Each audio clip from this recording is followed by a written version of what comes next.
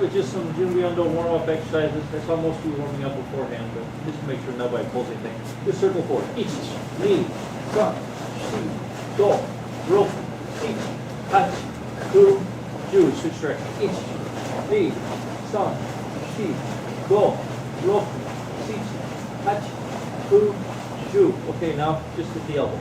Ichi, ni, san, shi, go, roku, ichi, hachi, ku, ju. Other direction. Ichi, ni, san, shi, go, roku, ichi, hachi, ku, ju. Okay, turn side to side. Ichi, ni, san, shi, go, roku, ichi, hachi, ku, ju. Good. Now, hanshi dachi. This stance we're going to be using a lot over the next two seminars. So you want to make sure your toes are turned in. You're going to bend your knees in the direction that they're going naturally, and then push them out and engage all your quad muscles here. All right, one arm out. Let's start out Seikenzuki. Make sure the hip rotates. Ichi, ni, san, shi, go, roku, ichi, hachi, ku, iyo. Okay, good. Okay. So this comes back. Let the shoulder rotate. Let the hip rotate, and then push it forward. Ready? Ichi, ni, san, shi, go, roku, ichi, hachi, ku, ju. Okay, switch sides. Ichi, ni, san, shi, go, roku, ichi, hachi, ku, ju. Okay, good. Next circles, two in switch directions. Ichi, ni, ichi, ni, ichi, ni, ichi, ni. Okay, hips. Ichi, ni, ichi, ni, ichi, ni, ichi, ni. Okay, good. Knees. Good thing. Ichi, ni, ichi, ni, ichi, ni, ichi, ni. Okay, good. Reach down 5 and then squat for 5. So ready? Start out. Ichi, ni, san, shi, go. Ichi, ni, san, shi, go. Ichi, ni, san, shi, go. Ichi, ni, san, shi, go. Ichi, ni, san, shi, go. Ichi, ni, san, shi, go. Ichi, ni, san, shi, go. Ichi, ni, san, shi, go. Okay, good. Let's go back to the hanshi dachi. Again, toes in. Push the knees out. Shoot-an-uke. Ichi, ni, san, shi, go, roku, ichi, hachi, ku, ju. Okay. A lot of times in the hanshi, you're going to use two hands. So I'm going to put this one down and cross the same way as your shoot-an-uke. Just let the arm extend down as you block. Ichi, ni, san, shi. Keep it in front of your hip. Go, roku, ichi, hachi, ku, ju. This movement, you're blocking a low strike, you're striking high with the other hand. You're blocking a high strike like a punch, you're striking with the lower hand. So one side's always blocking, one side striking. Okay, let's go shikodachi. Hands on the knees, that's okay. Rotate the shoulder forward. Switch. Switch. Switch. Okay. Push the knees out.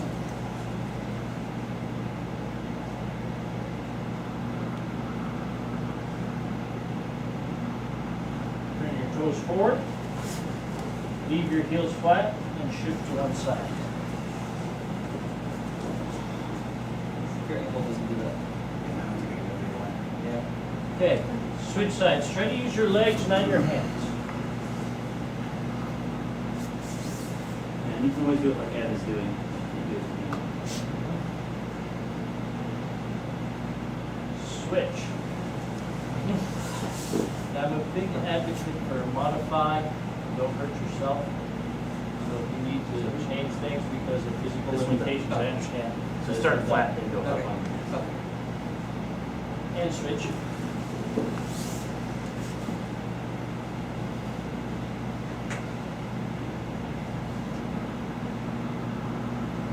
Okay, good. Go ahead and sit down. Okay. Step one in, reach out.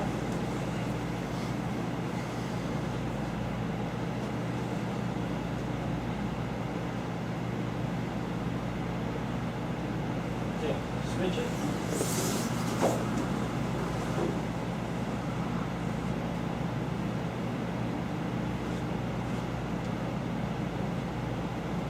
Okay, pull it in.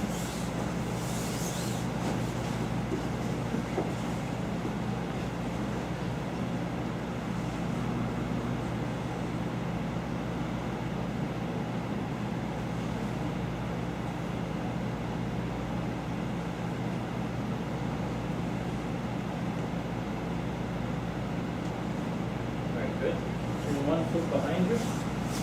Now reach back, grab your foot, and just pull it forward. Switching the outside of the hip to the idea.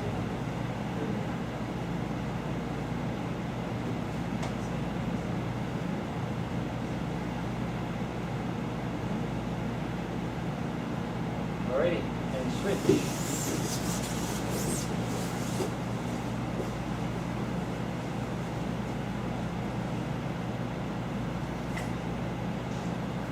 It's all right. You can always improve with practice. Yeah, my leg is like, no.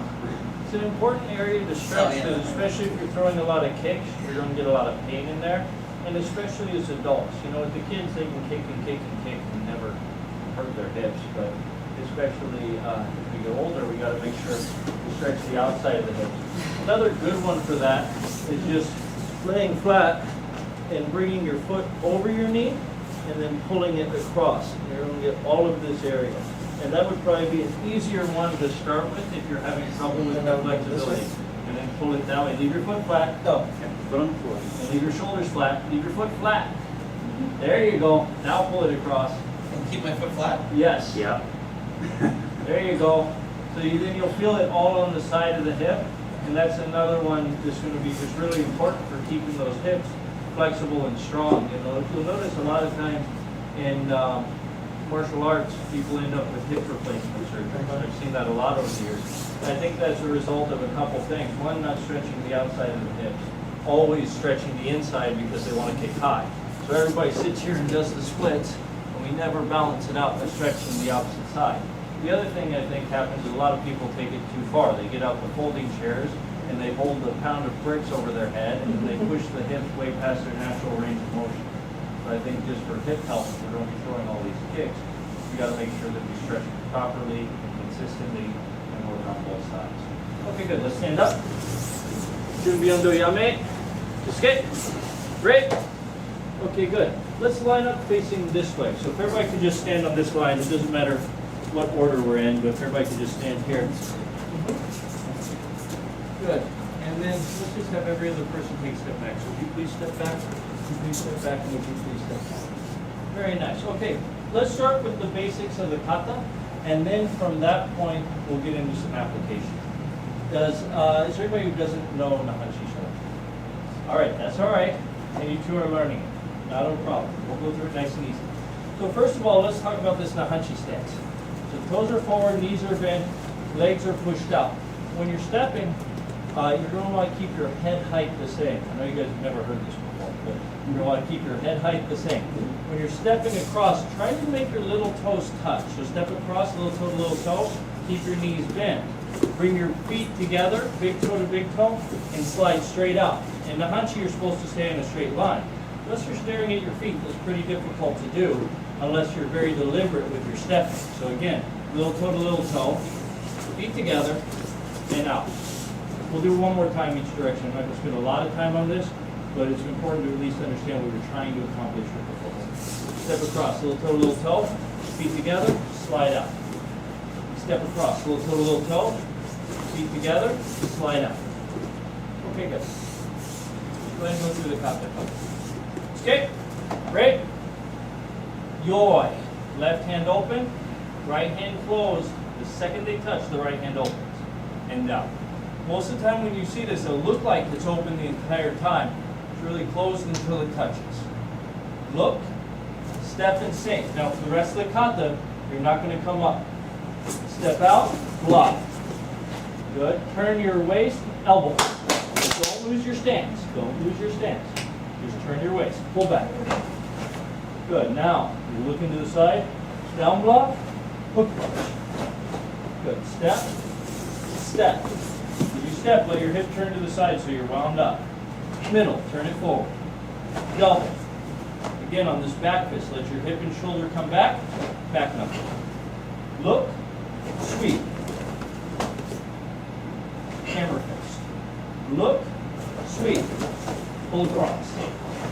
Bring the hands back. Don't punch yet.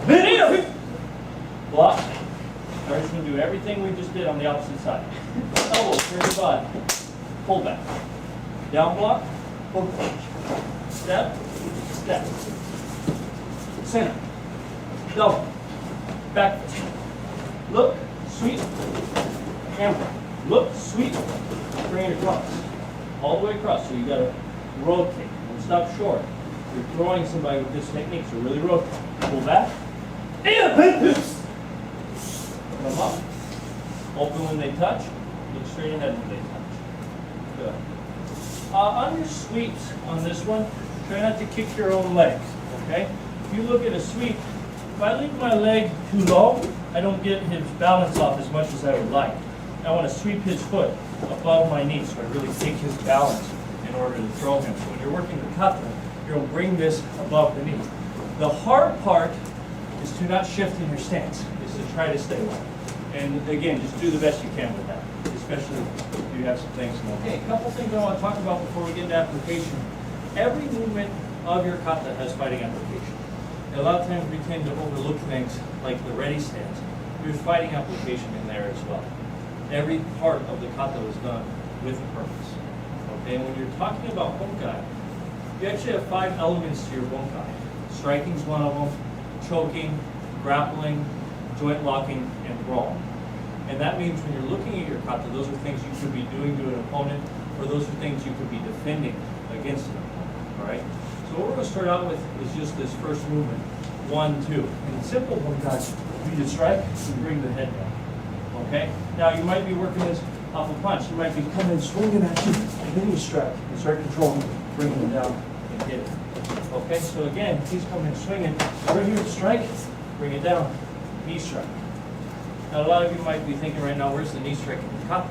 The knee strike is in your footwork, in your step across. Because when you look at the kata, the only way the footwork makes sense is if it's hiding strikes. Right? I've never had somebody over here threatening me and thought, oh yeah? Okay, so when you're looking at the kata, you're striking, bringing the head down, knee strike. So that's a very simple application. When you're pulling the head down, if you grab on too low to the base of the neck, it's not going to work because right now he's using his whole back to resist my technique. He can probably deadlift 300 pounds. I don't stand a chance of pulling him down if he's able to use his back muscles. If I grab at the base of the skull though, now he's using his neck muscles, and it's much harder for him to resist. So make sure when you do this technique, to grab the base of the head, use your elbow as a leverage point on his chest so you have some leverage to bring him down for your next technique. Punch on a rhythm, 1, 2, 1, 2. So if I block and try to grab here at the same time, I'm probably going to get hit. Okay? Just because somebody throws one punch in a fight. So what I want to try to do is follow his punch back. So as he's throwing punches in here, I'm going to follow it back. So I'm blocking here and grabbing at the same time. Then this is going to strike. A lot of times in the kata you'll see you strike your own hand. You strike your own hand. And part of that reasoning is if I grab my opponent, I don't have to look at him to hit him anymore. I know where he's at. Fight is chaotic. right? You've got somebody in your face and shoving it. Now their toes in here. How are you going to know when to step in and hit, right? So it's important is he's attacking, I grab, boom. Now I know right where he's at for my strike. You see what I mean? And it's like this, if you're clapping, you never miss. You never miss your own hand clapping. So once you grab, you know where he's at. So make sure you block, grab, and then you're ready to strike. Okay? Go ahead. Chosen Shibana Sensei talked about there should be 3 to 5 applications for every single move of kata. That's a lot of application, right? And that doesn't mean you necessarily change the entire technique, right? If we're looking at a middle block, he throws a right punch, and I block one, that's one. He throws one, there's two. Okay, because we changed sides, we went from outside to inside. But it does mean that you should be looking at these movements in different ways. So the Hanshi starts out here. We don't turn into Hanshi and face other directions like some of the other kata do. When we're going this way, it certainly implies that I am turning my body that way. So if you have something like a grab coming in, right? He grabs in here, sure, choke works. A single grab to a punch. A lot of people will come in this way. Any of that, doesn't matter. He lays his hands on it, right? And you're gonna come right here, now strike. Boom, this way, okay? So that's the next part of the kata, opening up this way. So again, as he grabs, this traps, I trap the elbow at the same time. A lot of people will try to teach this as just a wrist lock. That's pretty high risk, unless you're really, really good for those joint locks. I want to make sure that I trap the elbow in too, because once the elbow touches my stomach, I am going to get a reaction from his body, and then we'll turn and bring him down. Now I can strike with an inverted ridge hand to the back of the neck, elbow to the head. All right? And again, if he doesn't go all the way down, that's okay, because if I move him offline, at least I've kept him from hitting me, and then I can still follow up with the rest of my techniques. Okay, depending on the person's wrist flexibility, skill level, I heard you say if they're on PCP, how many drugs they're on, they may or may not drop all the way. So you got to be prepared for it either way. And like I said, all I really need is enough movement to get him out of the way of that punch so that I can follow up. Okay? Go ahead and try that part now. Just at first, be a little careful with your partner's wrist, especially if you don't work with him every day. Everybody's got different flexibility. I can go strong with him because we train every day. So I know he's flexible, I know he's strong, I know how far I can push him. But when you're working with somebody new, go a little easy at first. We don't know where everyone's at. I'm going to point out a couple things. I was pointing this out over here a minute ago. But fights are a lot of times violent and chaotic. And so, a lot of times in karate we do really formal exercises. And I do these too because they're great for establishing a foundation. But we also got to understand that once you step outside those doors, nobody's going to step back and down block before they hit you. They're going to be arguing, they're going to come in here and grab very strong, or they're going to grab strong and just start wailing this way, right? And that's what you're going to see. So it's very important with techniques like this that he is able to get out of the way of this punch. So, I might grab, check that comes back. He's got to move quick to get himself out of the way of that technique. And that's the most important thing. Like I said, I'll see a lot of people teach wrist locks like this, and I have no problem with it. And I know for a fact if I bring this in tight enough and lean my body and twist into it, that wrist will snap. But it's not my ultimate goal to break the wrist. I want to put him out. Because once you throw that elbow, you knock him out, you don't have to deal with him anymore. Even if you break the wrist, if that person is intoxicated, they might keep fighting. And we've seen guys that were sober in the MMA and UFC get their arms broke and keep fighting. So don't think that a wrist lock or an arm bar is necessarily a fight finishing technique. It could be, but if you get somebody who's really tough or really intoxicated, it could also not. So we want to focus on where the finish is. Okay, so now we'll take some bukai that Minoru Sensei will normally teach if you're on Okinawa in his dojo. He likes to demonstrate this elbow a lot. I'm going to point out some things here that will probably be very familiar for you. Okay, so at this point, okay, go ahead. We'll do this one a little more formal. If he does a down block to mine, step in punch. Okay, so we're blocking first with the first move of the kata, elbow strike. Now, one of the things that Minoru Sensei will really emphasize here is to press on the arm. Press down and across. If I don't press, I don't control him, and he can turn in and start hitting back. So it's important here to keep control of your opponent and stay in tight on. All right, so again, press, press. All right, so start there. That's really simple. We won't spend a lot of time on that. But it is the traditional bunkai, so I'm going to show you. He likes to follow up a lot of these things with takedowns. Again, throws is part of one of the 5 elements of bunkai. So again, he comes in here, you block, elbow, grab it, sweep. Okay? Now anytime you take a sweep, the majority of the sweep is taking him off balance. I can almost throw him like this. Okay? But if you stand here, you know, he's pretty tough. Not really working. Now it works. Okay? We work out a lot. I know won't do that to anyone else. Promise. Okay, so anyway, right here, make sure you grab. Don't pull back. That doesn't do anything. That doesn't take his balance. It hurts my shoulder. It leaves me open. Now they're locks. Leave your elbow down. Pull down like a down block. And then kick that out. Okay? So pull down all the time on Okinawa. I can't tell you how many times I've seen this one.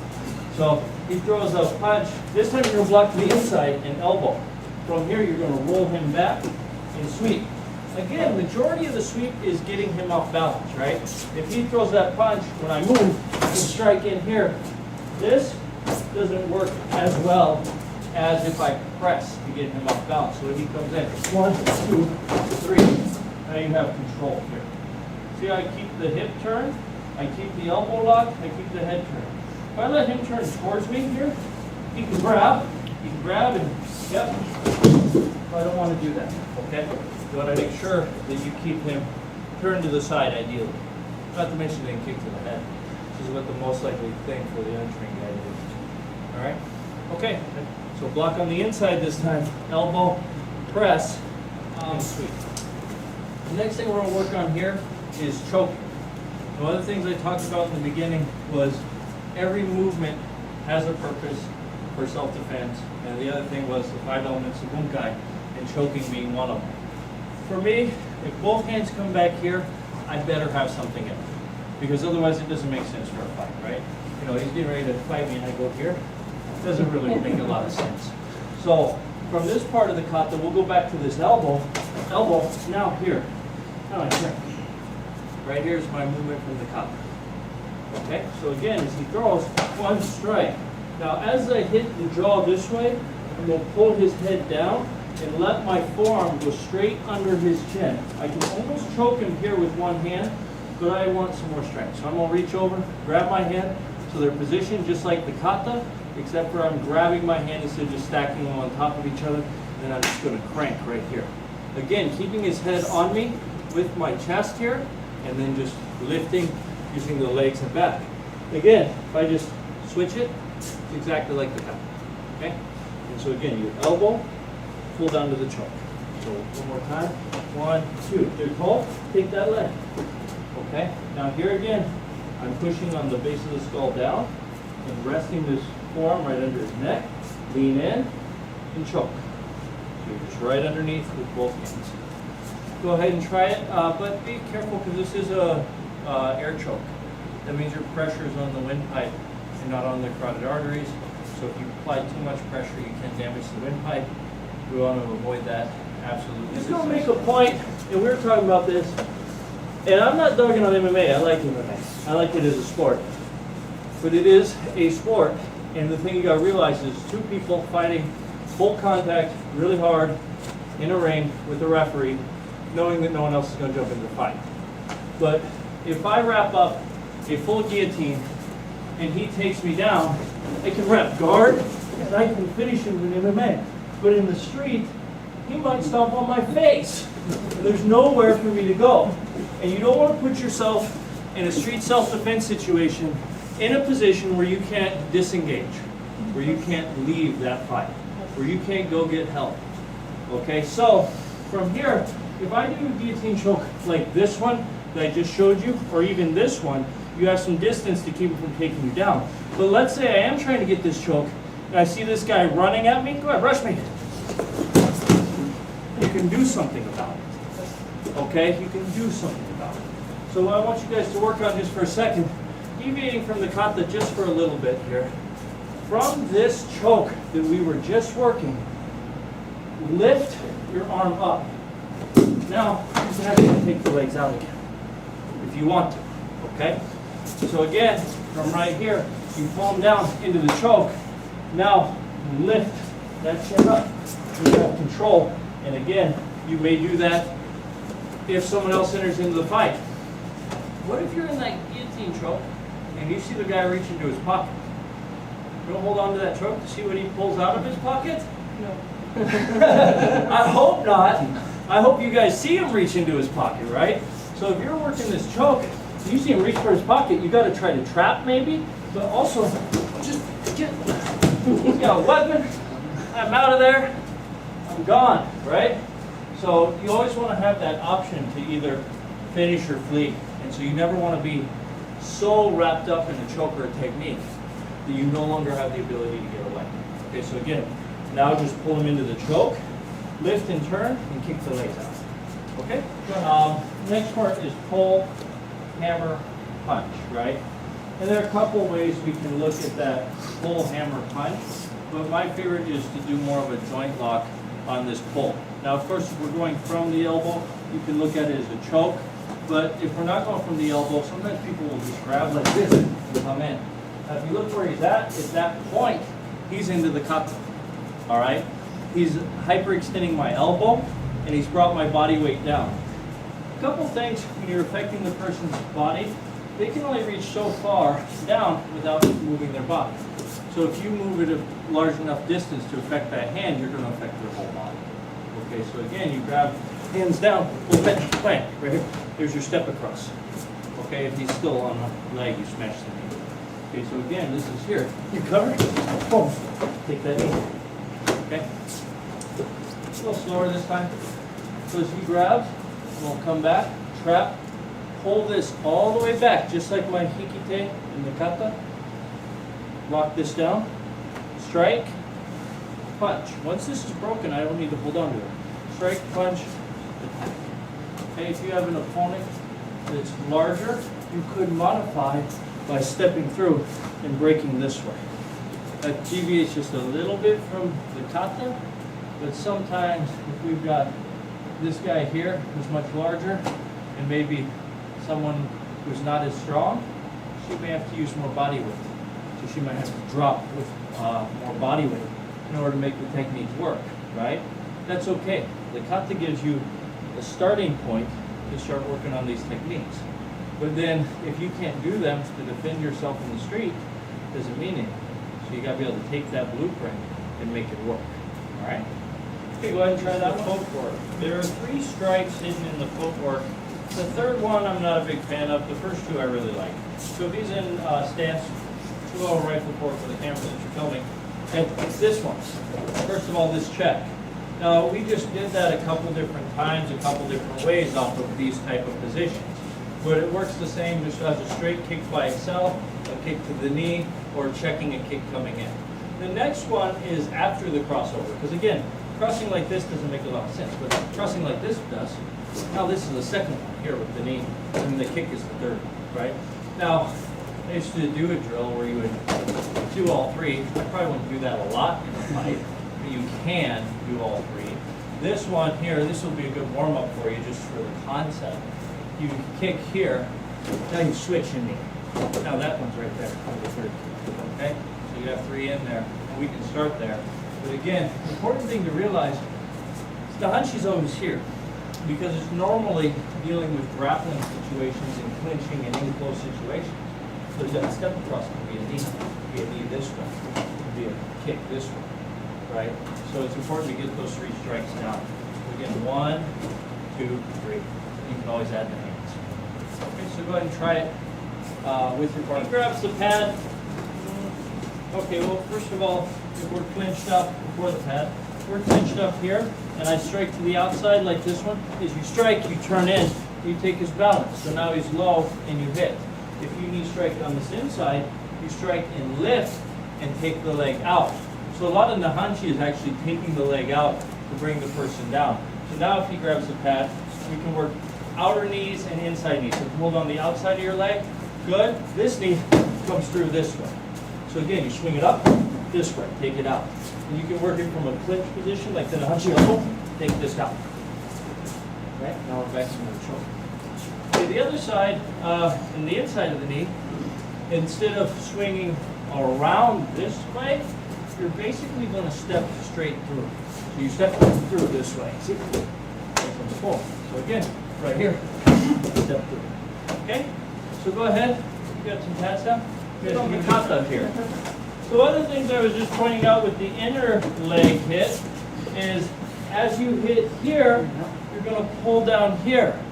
So that brings you to here in the kata with a nice little takedown. So, you know, maybe this way. See? And again, the harder you hit that leg, the harder he's going to go down. So you're right here, and this is just going to drive through as this pushes down. So that's one application for this part here. Okay, so go ahead and practice that just for a quick minute, and then we'll show you something else. Okay, when you're doing this technique, people tend to aim too high, and they hit, and then it slides up into the groin. Nothing necessarily wrong with that, and it may work. It's not what we're doing. This knee, you want to hit straight back. That's going to knock his leg out. So instead of coming up, I want to step this way. See? That's another thing, right? A lot of people try to grab the leg like this. That's pretty difficult. Sometimes it's easier just to, oh, I got it. Okay, so anyway, that's another topic for another day. But here, V-strike, lifting, and then out. Go straight in with that hit. Don't slide up, or you're just going to end up hitting him in the groin. Again, it's probably worth it. You'll find that both arms always do something. And when we're beginners, we tend to think that only one arm is doing the kata because we have one arm in chamber. But that's not true. The arm in chamber is doing something too. It's in chamber, which means it's probably doing something to the opponent. Now, hanshi, both arms are moving, and again, you know, I've been teaching kids for 14 years, and most of the kids think they only have one arm when they're doing this kata. You hardly see this arm move, but the arm is there. So it's either trapping, grabbing, or striking. Now let's say you have somebody who does want to take you down. They might be an MMA fighter, they might be a football player, maybe they just watch too much TV. And he thinks he's going to shoot in and grab the legs. This way. This way, okay? So this hand here covers his neck. This way. Now I'm keeping my elbow down just like the kata does, because if he keeps pushing in that leg, I'm going to keep him pushed back. This way, okay? This hand hits. So again, even if we're up a little higher and he's pushing into me, this hand controls, this hand hits. So this is a really simple application you can work. Just be careful not to get your elbow up, or he's going to come right under it, and then you're going, okay? So again, elbow down, controlling the head, keeping them from driving into you. This is just really basic stuff, but again, you have to have solid basics, or none of the advanced techniques are going to work. And normally, you do have to defend yourself. You're going to go back to basics anyway, because that's what works best. So again, just working on some of the basics here, we're going to just take a look at this coming back and striking, okay? And let's say this person has grabbed or clinched with me here, this way, right? This hand coming back, oh, really simple. But if this hand peels this off, pop, now there's your strike, right? And again, this gains some traction, right? For those of you who like do sticky hand type drills and connecting type drills, this pull pulls him in. So again, as he grabs and clinches, he pulls, bang, right here, this strike. And again, these back fists, forever, I was like, oh, that's such a weak technique, I would never do that. Then, as I got older and got stronger with the kata, I started hitting things. That's enough to cause some damage. Especially if you drop it on the bridge of the nose or the temple. You know, you come in here and here. Some of these actually work better with glancing strikes. And this is one of them too, because if you drop a strike there, see how his head rocks forward? You're looking at knockout right there, especially if you double it up or come into the temple afterwards. So you drop your knuckle right here and bring that front of his head forward and just follow up with another strong strike. You're probably going to get a good knockout just by hitting that pressure point on the tip of the chin there. Okay? And again, when you're throwing a back fist, people tend to leave their fists flat. Use your knuckles. So you're going to get a lot more penetration, especially if you're hitting that pressure point, right? Okay, you guys can both try it. But again, just the basic idea is here, strike. And if you want to pop each other in the chin, you can do that. Just avoid the teeth. Okay, good. we usually do in class. All right, this is a drill, and I just did a video blog on this recently. Kata two-man sets, or kata yakusoku, used to be very common on Okinawa for all the kata, basically. And in recent years, especially with the increase on competition, there has been less emphasis put on this particular practice. I talked to like Chuck Merriman of Bujuru, and he said in the 60s when he was training, he did them all the time. Guys like Tadashi Yamashita and Sensei Bethe both teach the same one, almost verbatim. Almost verbatim. The only difference is Tadashi Yamashita added in a knee strike where Sensei Bethe took one out. That one knee strike is the only difference. And so I just want to show you this first, and then we're going to go through it. So this would be the two-man kata set for Nahanshi Shodan. And it literally works every move of the kata against an attacker in front. So again,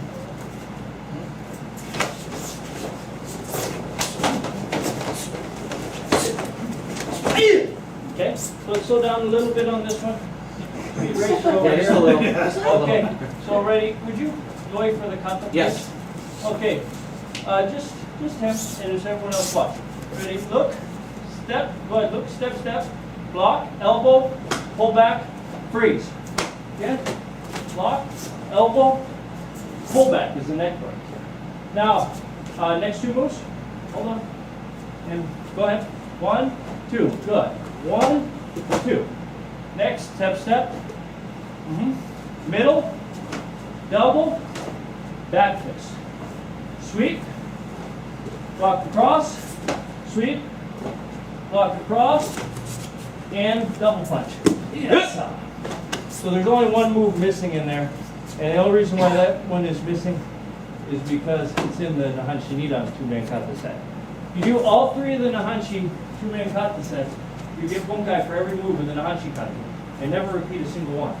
So like Nidan Sandan kata sets, we don't do this anymore, even though it's in the kata. So the way they're structured is actually kind of cool, in my opinion. There's no repeating. Okay? So let's start out together. Everybody sees how it relates to the kata now. Correct? Okay, good. So we'll start out with this side, this is the legal side, just go to my posture. Okay, our side, step out, block. Push, press on the arm just like you were. Elbow. Good. Bring their arm up, grab the head, elbow, pull the head down, and this is where you're twisting for the break. So your right hand's right underneath. Okay? We pull the head down to twist because it's actually really difficult to break someone's neck. And if he's standing up and I twist, he just turns. Hey, come back here. Okay? From here, it's much harder to turn unless he can do an X and May flip. And from here, I can actually stop the turn. And as long as I can maintain contact with the elbow, twist right to that. So, okay, anyway. Again, block, press, elbow, grab, elbow, pull down, and twist. Good. And I said you work this for Gekisai, the drill like this. Okay, one more time.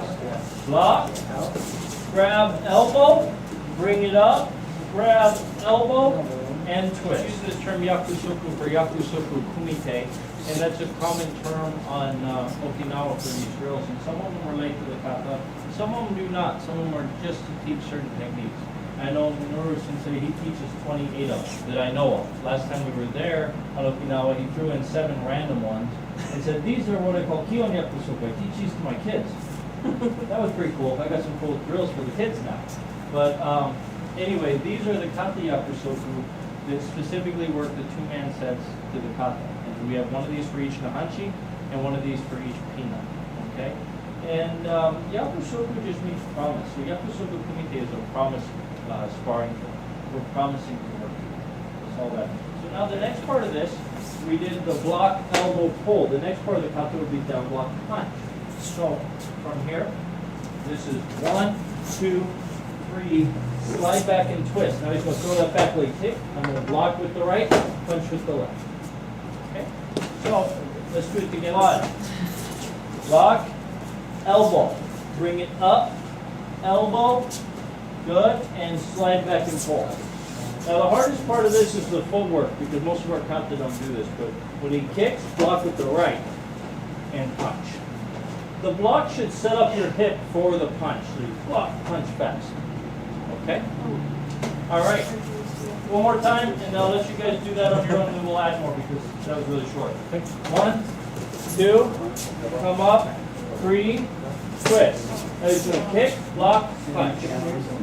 Blocking with just the arm. Well, if he throws a kick and I block this way, I'm going to break mine. I mean, he can probably break baseball bats with his shin. What am I going to stop his shin for? When he throws his kick, I block it to the side. And I attack the muscle and the nerve. So he kicks hard this way. Okay? The harder he kicks, the more he hurts his leg because I'm not touching his bone. Yeah, I'm hitting right down all this muscle. So correct blocking is very important. And understanding too that the shin is much larger than the arm. And so you're going to injure yourself if you block that incorrectly. So again, that's no good, right? He kicks, oh, this way. Oh, look at this. I'm wound up for that punch. Really bury it in. Next part of the kata, after you down block punch, is the step, step, center, double, back fist. Okay? So we're going to add that in now. So go ahead, come on. This will be simple. 1, elbow. Bring it up, elbow, slide back, twist. Good. Now they kick, block low, punch. Good. He's going to punch, middle block, punch, double. Punch right in the top of the bladder. Grab, pull down, back twist. When somebody gets hit in this area, their head's going to come forward. Their head's going to come forward. This way. What you're looking at. And don't like the term bladder, then you can get the acupuncture points and leave conception vessels on the front. Anyway. Block, grab, go ahead. Elbow, come up, elbow, break. Good. Valve cover, punch, middle, double, pull down, tap. This is an important concept here. People punch on a rhythm. I talked about this earlier in one of the very first. The same thing is going to be true here with the block strike. This is such an important thing for disrupting his timing because if he's going punch, punch, punch, punch, and I'm going block, block, punch, we hit each other. Unless I'm a lot faster than him. Okay? But if I go block, and strike same time, now I'm a beat ahead of him. So now I've disrupted his timing. So you've got to learn to block strike at the same time. That's why you see movements in kata that are doubled up, doubled up, doubled up, so that you're in the process of disrupting that timing. Okay? All right, good. Let's do the next couple little parts here. Because otherwise we'll run out of time. We're going to have, a couple minutes left here. Okay, ready? Block, elbow, come up, elbow, pull down for the twist. Now they kick, block low, punch. Now center, yep, double, grab, back fist. Now your sweep, you can look at coming up or going back down. In this case in the bunkai, we're looking at it going back down. So you're going to pick your leg up and side kick to the knee. Now step back as he punches, as you're cross blocking the kata. Grab, side kick to the knee. As he steps out, strike. Okay? Let's do that again. Again, like I was saying, you can look at the sweep coming up. You can also look at the kick going down. You ever watch Shigoro Nagasato Sensei run the hanchi? He really stomps that foot.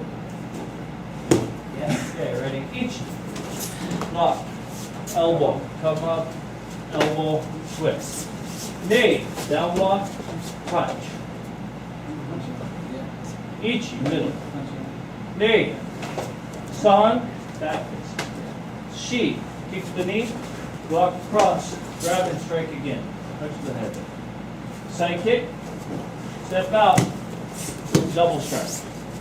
The last one's a taisabaki movement. Is everybody familiar with taisabaki? Taisabaki means body shifting. So it's like this. He punches. Nope, I can get out of the way. He punches. That's taisabaki. I'm out of the way, right?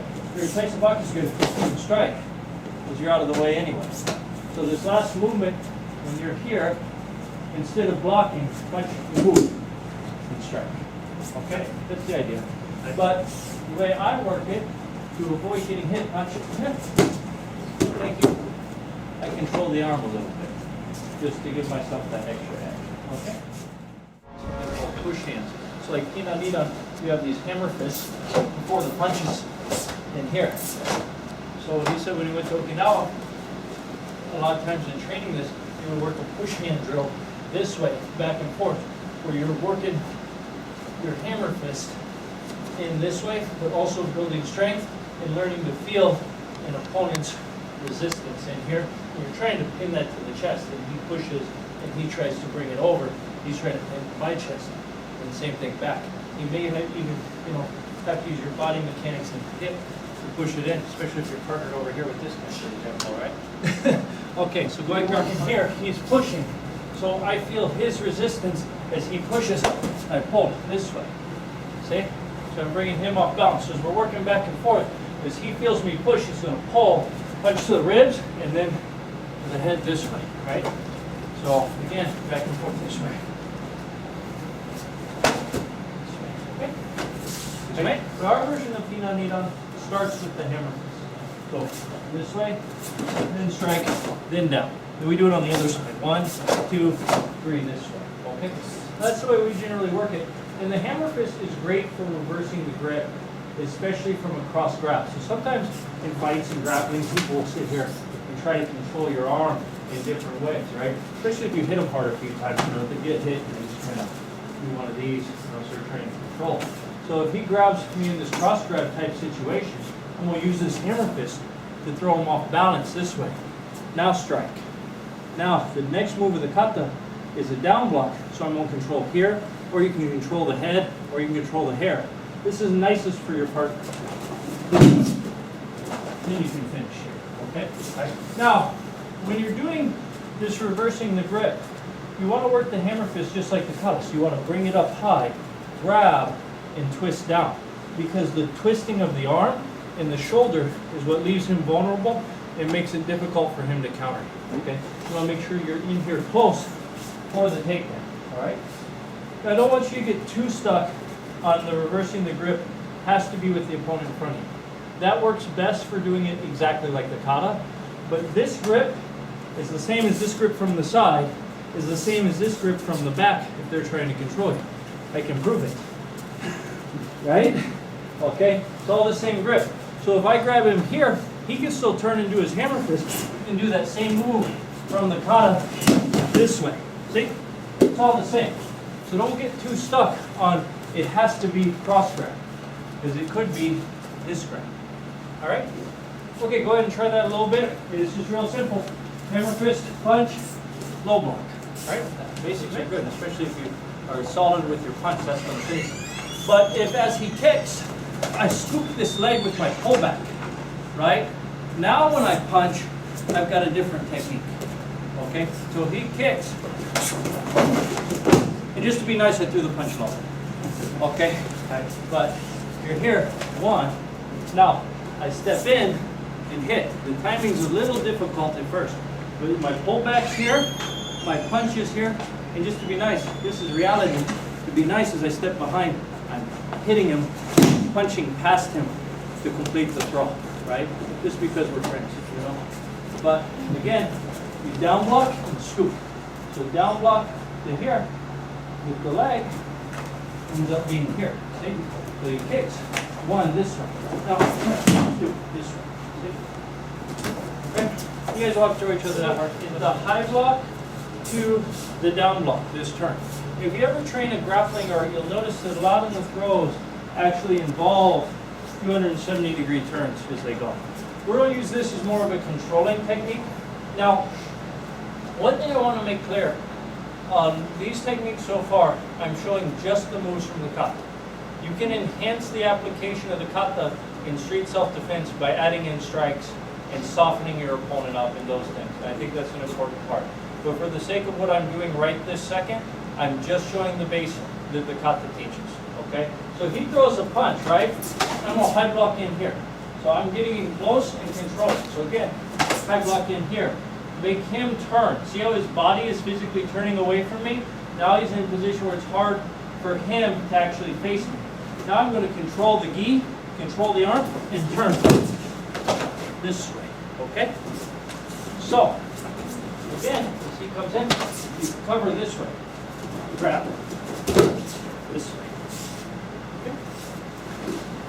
Yes, sir. So for shoulder, we go, and then I don't know for water, but we go at a 45-degree angle. That's So okay. it's the same. Yeah, Okay. I mean, you may need to turn a little more for the throw, but you may not either. Just to the size of your opponent, right? So I don't think that because you don't turn quite as far, it doesn't fit the application. I don't think that way, I right? was wondering if there was like some sort of adjustment of the I don't know, I haven't done it that way.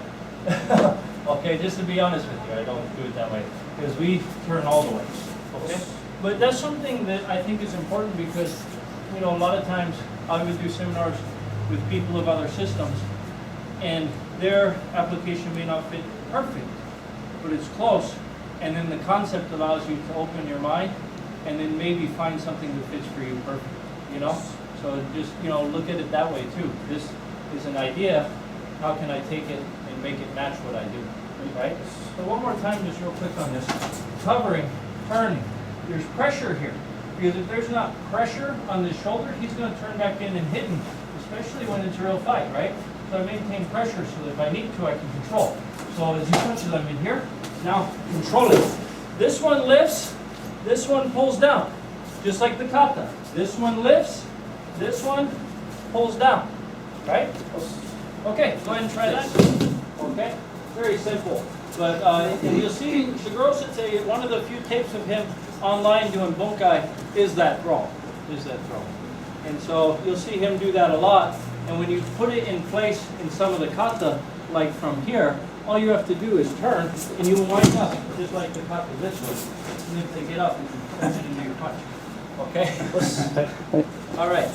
A little bit more and then we'll move on to the next technique and then we'll go to a different kata. And the way I look at this is this side is defending a left kick and this side is defending a right kick.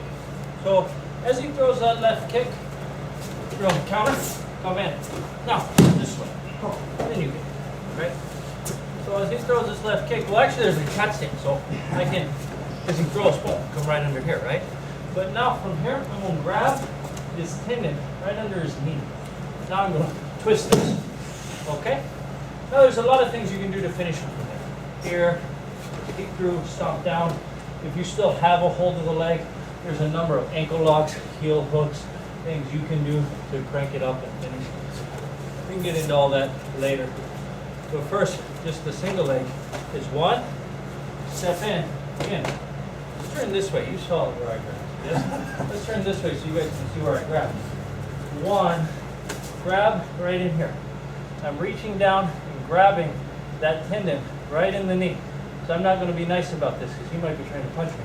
Then this is going to lift and this is going to pull down at the same time. This guy close to that wall. So I want to throw him into the air. So again, 1, 2, 3. Okay. Go ahead now. And we're all going to run our kata, and that's it. We're just going to run kata. No big deal, right? So we're all standing there at camp, and I mean, there's like 300 people lined up. And Oro Sensei's up on stage, and he goes, "Richardo-san, come here." So we're running up there. Yes, Sensei. He goes, "Bunkai for this move," and I kid you not, he goes, bang, right? Hits me right in the groin. My Sensei Mate, he was cracking up. This guy was cracking up. That was the first thing that happened. But he showed 3 applications off that move. That was one, was just to cover, and the cat stance was kick underneath. 2 was to grab and twist, and 3 was from the inside, hyperextend the knee this way. That one I don't teach a whole lot, because for the hyperextension you have to put some pressure, or it won't work, especially a good guy, or a big guy. But then if you put too much pressure, you can hurt their knee. So that one I don't teach a whole lot, unless I'm really comfortable with the group, just because of the pressure on the knee. And you get one person resisting hard, and one person trying too hard to make it work, and then someone's going to get hurt, right? So Then it works. yeah, then it works, yes, which is how it generally happens. Okay, good. Everyone had a chance to work on those techniques. Let's transition into what would be called heian nidan. Now the way we work it is cat stance this way. Cat stance this way. I know some people work back stance I know some step up. I don't get too caught up in the little details. We're looking more of a conceptual thing here. One of my favorite ideas for fighting is that, oh, we gotta stay in line with the camera, I forget these things. One of my favorite ideas for fighting is if you hit them hard and knock them out, your chances of winning go way up. I had a very high-ranking guy teach me that. So if he comes in to choke, there's 2 strikes, right? I have my cat stance and I have his balance, so this would not be a hard sweep here. See? But as he reaches, the natural thing to do is bring up 2 hands. The cross is a hit here and sets up my next strike here, but that's a fast way to hit somebody twice, you see? So as he reaches, this way. That's just a real simple way of looking at it. We'll start there, and then we'll get into something more complicated. Okay? All right? So that's pretty much it with that technique. Next, let's say he comes in with a straight punch or push, and you end up here, right? Now, if I end up with his arm in this position, this is just like the kata. I might be grabbing, might not, but I'm sure going to have this hand up in case he's throwing more punches, right? Now, my next move comes right here to the shoulder, okay? Now, I can't really miss the shoulder because I can't really miss my own hand. So once you have somebody in this position, you can't really miss. And the thing is, if you hit this up and out, it's gone, right? So from here, as he comes in, I hook it, strike, strike, this way, okay? But now I'm hitting, again, to the shoulder. Now I could, just for good measure, hit that shoulder twice to make sure it's out, but this one punch should do the trick. So I like coming in here, strike, strike to the neck on the next one. So again, this, I wrap, this hand comes up, just in case he has another punch or something coming at me so I can cover it. Boom, this hits here. So my crossing in the kata becomes popping that shoulder out of socket, then strike, okay?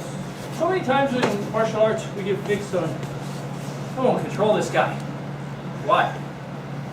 How many people in here are in security or law enforcement? Okay, we don't have to control anyone, we can break them and go home. Okay? So, we're right here. Again, bang. Okay? Okay, go ahead. It's wrapped up here. But old Okinawan karate block like this. Okay? A lot of times I first learned this off of actually Pinanidan, which we just did, where they were punching and they just use the hammer fist to block and punch forward at the same time. So as he comes in, you hit, now bring it into whatever you want to do to finish from there, right? But old Okinawan karate, throw more than one punch. Okay, it's tough. It's tough to punch the guy when he's throwing his punches, his blocks, right over this way. And all it is from your soto, okay? Just drive it straight forward, right? Now, that may not seem like a powerful punch, but people move in when they punch you. So that helps a lot, right? Because they just run right into it. Okay, good. Next move of the kata. Next move of the kata gets a little complicated when you look at different schools, because some throw a front kick, some throw a side kick. We actually middle block and kick. So I teach this in my school. I use it as a chance to try to make my students block stronger. So I grab them like this, and I get really strong, and I'm kind of a jerk about it. Like, hit me harder. And they go like this, and I don't budge. And so I make them step and hit me with their body weight, right? So for a minute, let's just practice strong blocking, okay? And over here, hit hard with the block, but don't hit too hard with that kick. That's not very nice. He grabs 1, 2, okay? Then we're going to have some fun here with this strike. Okay? Right here. This way. And this turn is, this throws a little harder than it looks like. So from here, kick, when he throws, I catch the arm, and I pull back, just like our normal pullback. When his elbow touches my hip, he's off balance. Then you take the head and you tip it, which throws off his equilibrium. And then you turn with his momentum, with his head tilted and his arm pulled in, and he's going to flip, okay? And this works, maybe if he's in the kata 1, 2, 3, go ahead. Good. Maybe I grab him, he turns, kicks, boom, maybe he hits me hard and I just sort of fall into him. That works too, right? Or maybe the kick misses and they come in hard with a big haymaker. That works too, right? And these type of momentum throws are really beneficial if the person's off balance, right? Walking down the street late at night and the guy staggers out of the bar Comes at you like this, that's a perfect throw. Okay? Alright, so go ahead and try that. Remember, pulling the elbow into the hip and tilting the head are key. And pulling the elbow, because you can put the hand on the hip, but the hand doesn't really affect his balance point. The elbow affects his balance point because the elbow can't reach as far. So anytime you want to control this person, doesn't matter if you're controlling them to the side, down, wherever you want them to go, you're going to control them by the arm. You have to be above the elbow. Have to. Okay? Nice. All right, go ahead, block, strike, right in here, okay? So this is just moving into that armbar situation. So now, of course, you can always add strikes in, right? For us, we're always in cat stands. The cat stands always implies some sort of attack down low. Also, I like to step behind on this too, because from here, you can attack that knee. Break the knee, okay? Attack down. All right, go ahead, try that. 1, 2. See? Now this leg is here. 3. If you drive that all the way down with your knee in there, you'll do what they call a knee separation. Right? Because anytime, if he drops down on his knees for a second, anytime you put a fulcrum in here, you can separate the joint. Especially in grappling, they'll put a fulcrum there and lift, and that'll separate the joint. So, yeah. But again, too, you're not going to be on mats either. So you're here, and you drop this down into the ground, and that patella tendon bounces off the concrete with all of his weight and my weight coming down on it. That's not going to be very fun. Right? Okay. Pretty much right? It's like if we trip, our chin comes up, and our equilibrium corrects our balance, and we start walking, right? So if you want to strike somebody in the throat, pull down their arm, and then hit them, because their chin's going to stick out for you, right? So if you hit somebody's arm down this way, hitting under the chin and into the neck is easy. Okay, same thing here. Our body naturally tries to keep us from hyperextending our joints. So when you put pressure on that joint, it keeps it from hyperextending. But when you attack the nerves in here, the brain kind of shuts that down because it thinks it's already hurt. You know, so it just shuts that down a little bit and makes your arm bar more effective. So what I do when I'm doing my arm bar is I actually roll and cut into the nerves on the arm and the tendon on the arm because I want some pain in there before I ever apply the arm bar. Okay? So, you know, you just kind of, right above the elbow, right here, is that area, and you just kind of cut into it with your forearm. Okay, to the outside, because the shoot-toe sets up this way. At least, you see a lot of different setups for it. I shouldn't say it sets up that way every time. But the way I set it up is this one, right? So, this one comes in and strikes. So you can just train controlling and striking, right? Which is no different than if he punches, control and strike this way, right? But sometimes it's easier to learn from a static position. And again, I like to get used to controlling here, not here, okay? Couple different reasons. If he controls here, that's not fun, okay? If he controls here though, then no, there's nothing I can do, right? And you'd be against a pretty good fighter if you slap their hand out and they rolled over and hit you with an elbow. It's time to go find a new opponent. Don't fight that guy because he's done some serious something somewhere, okay? Leave him alone. But it could happen. If you control here, you have a lot more control over what they can do, right? If he controls the hand, I can break. Again, they would have some training to do that, but it can happen.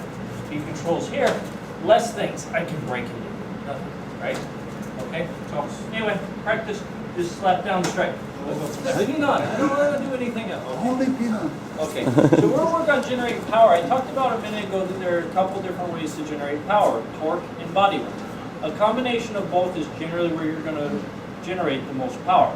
What we're going to work on for a second is dropping our body weight. Now I'm going to drop it down this way onto a target that's in a lower position, but that doesn't mean it's any different right here. You still drop it. You still drop it on the heart, you know. Then you can punch to the throat the same way, okay? So I want you to focus on with this is not just turning the hip, because that's what this looks like. I also want you to bend the knees, drive through this way, okay? So you're dropping through that way. Go ahead and try it. upward power is difficult, and it's not something people train on, right? The upward power, you're going to torque your hip, you're going to bend your knees, just like any other way of generating power in your karate. But as you turn your hip, you're going to drive that strike up. So in this case, I'm just using an open palm. You can use a fist or whatever tool you're used to, but you're going to drive it up this way. See? And you turn this hip, this elbow's in line, and I come up this way. Right? This again, he grabs. Oh, this way. Out. See? Easy. Okay? Because sometimes, which you'll see, some people use application for like Nahashi, different things. Okay? Anyway, then after this, we'll get back to the peanut stuff. Okay? Yeah, that's right. It's a lot easier. Okay? Alright, good. So Pinan Shodan, so far, we've done this part of the kata, we've done this part of the kata, and then we've done the shuto to the angle, and the shuto to the angle. We skipped the fingertip strike, right? Fingertip strikes used to be a big part of karate. You know, a lot of dojo used to have the jars with the rocks, and they drive their fingers into the rocks and hit the maki with them, but you know, how many of us here today honestly do any of that? So hitting with the fingers is probably not going to be our best tool, right? But that's not to say you couldn't go to the eyes or to the throat with it, because about that much pressure on his eye is going to be enough to make him close both of them. If you've ever had an eye hit in sparring, it's hard to open the uninjured eye because our reaction is to protect ourselves. But for a minute, let's take the idea out of it that we're hitting with our fingers, okay? You see a lot of systems will step in this way in this kata and pushing on the back and driving forward this way, right? So maybe he has a haymaker for a big punch this way, okay? So this one, you're right here, one step through, this hits to the back, this lifts the chin. Very important not just to go straight across this way, because whoever's stronger is going to win, right? You want to, as you hit, lift this chin back, because then it's easy to drop off. Okay? So as you come through, right here, 1, 2. Okay? And again, I'm taking it kind of easy on the power of this strike, because even though I'm not hitting him with my hand, if you've ever hit anybody with a bicep, you get a lot of power just bang this way, right? Back from the clinch, I like to hit people like this. Okay? But anyway, try that a little bit. Don't hit each other too hard, but you're coming through, this presses, and this controls, and you drive into your stance this way. Okay? Right? And you ain't locking two things at the same time unless it's a push. So that I can see both hands, right? But I don't like the concept of like locking a kick and a punch at the same time, because no one attacks like that. And if they did, you'd be pretty fortuitous to be able to see that coming, you know? So I like the idea of if I'm blocking low, I'm striking high. If I'm blocking high, I'm striking low. Right? And then you can come right in here. So what I like working is strike here. Okay? Now I like hitting the groin or the body because generally speaking, when somebody gets hit in those areas, their arms tend to get weak. You know, a lot of times people get the wind knocked out of them, they kind of, those arms become weak. It makes it easier to do an arm break. So from right here, strike, and then come right in. Notice how this is a strike too, and then I use his body as a fulcrum point to break the arm. Okay? So this one, strike. Now, the elbow is right here, and there's a fulcrum point. Okay? So, a little slower, my first block, every block has a setup, is right here, oh sorry. Then this hits this way. Okay?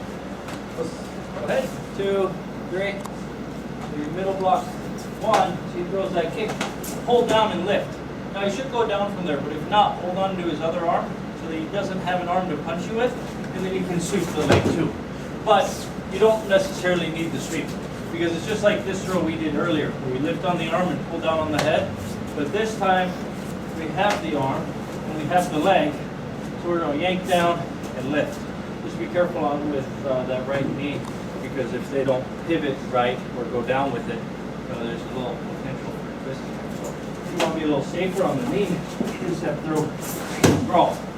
But again, if you do that, I like to grab both arms, because now it literally has nothing he can do, you know? Okay. Anyway, go ahead and try that, and he should be laying down over there, right? So sometimes when you look at this, we get stuck on things like how to trap the leg. But that's all the space between the move where you're doing your setup for your block, right? By the time you get to here, your technique is finished, right? So when you have the arm and the leg, by the time this goes down and this goes up, my technique's finished when I get to here. So you got to look, sometimes when you're looking for application in kata, you have to look at what's happening between the moves, not where they end, right?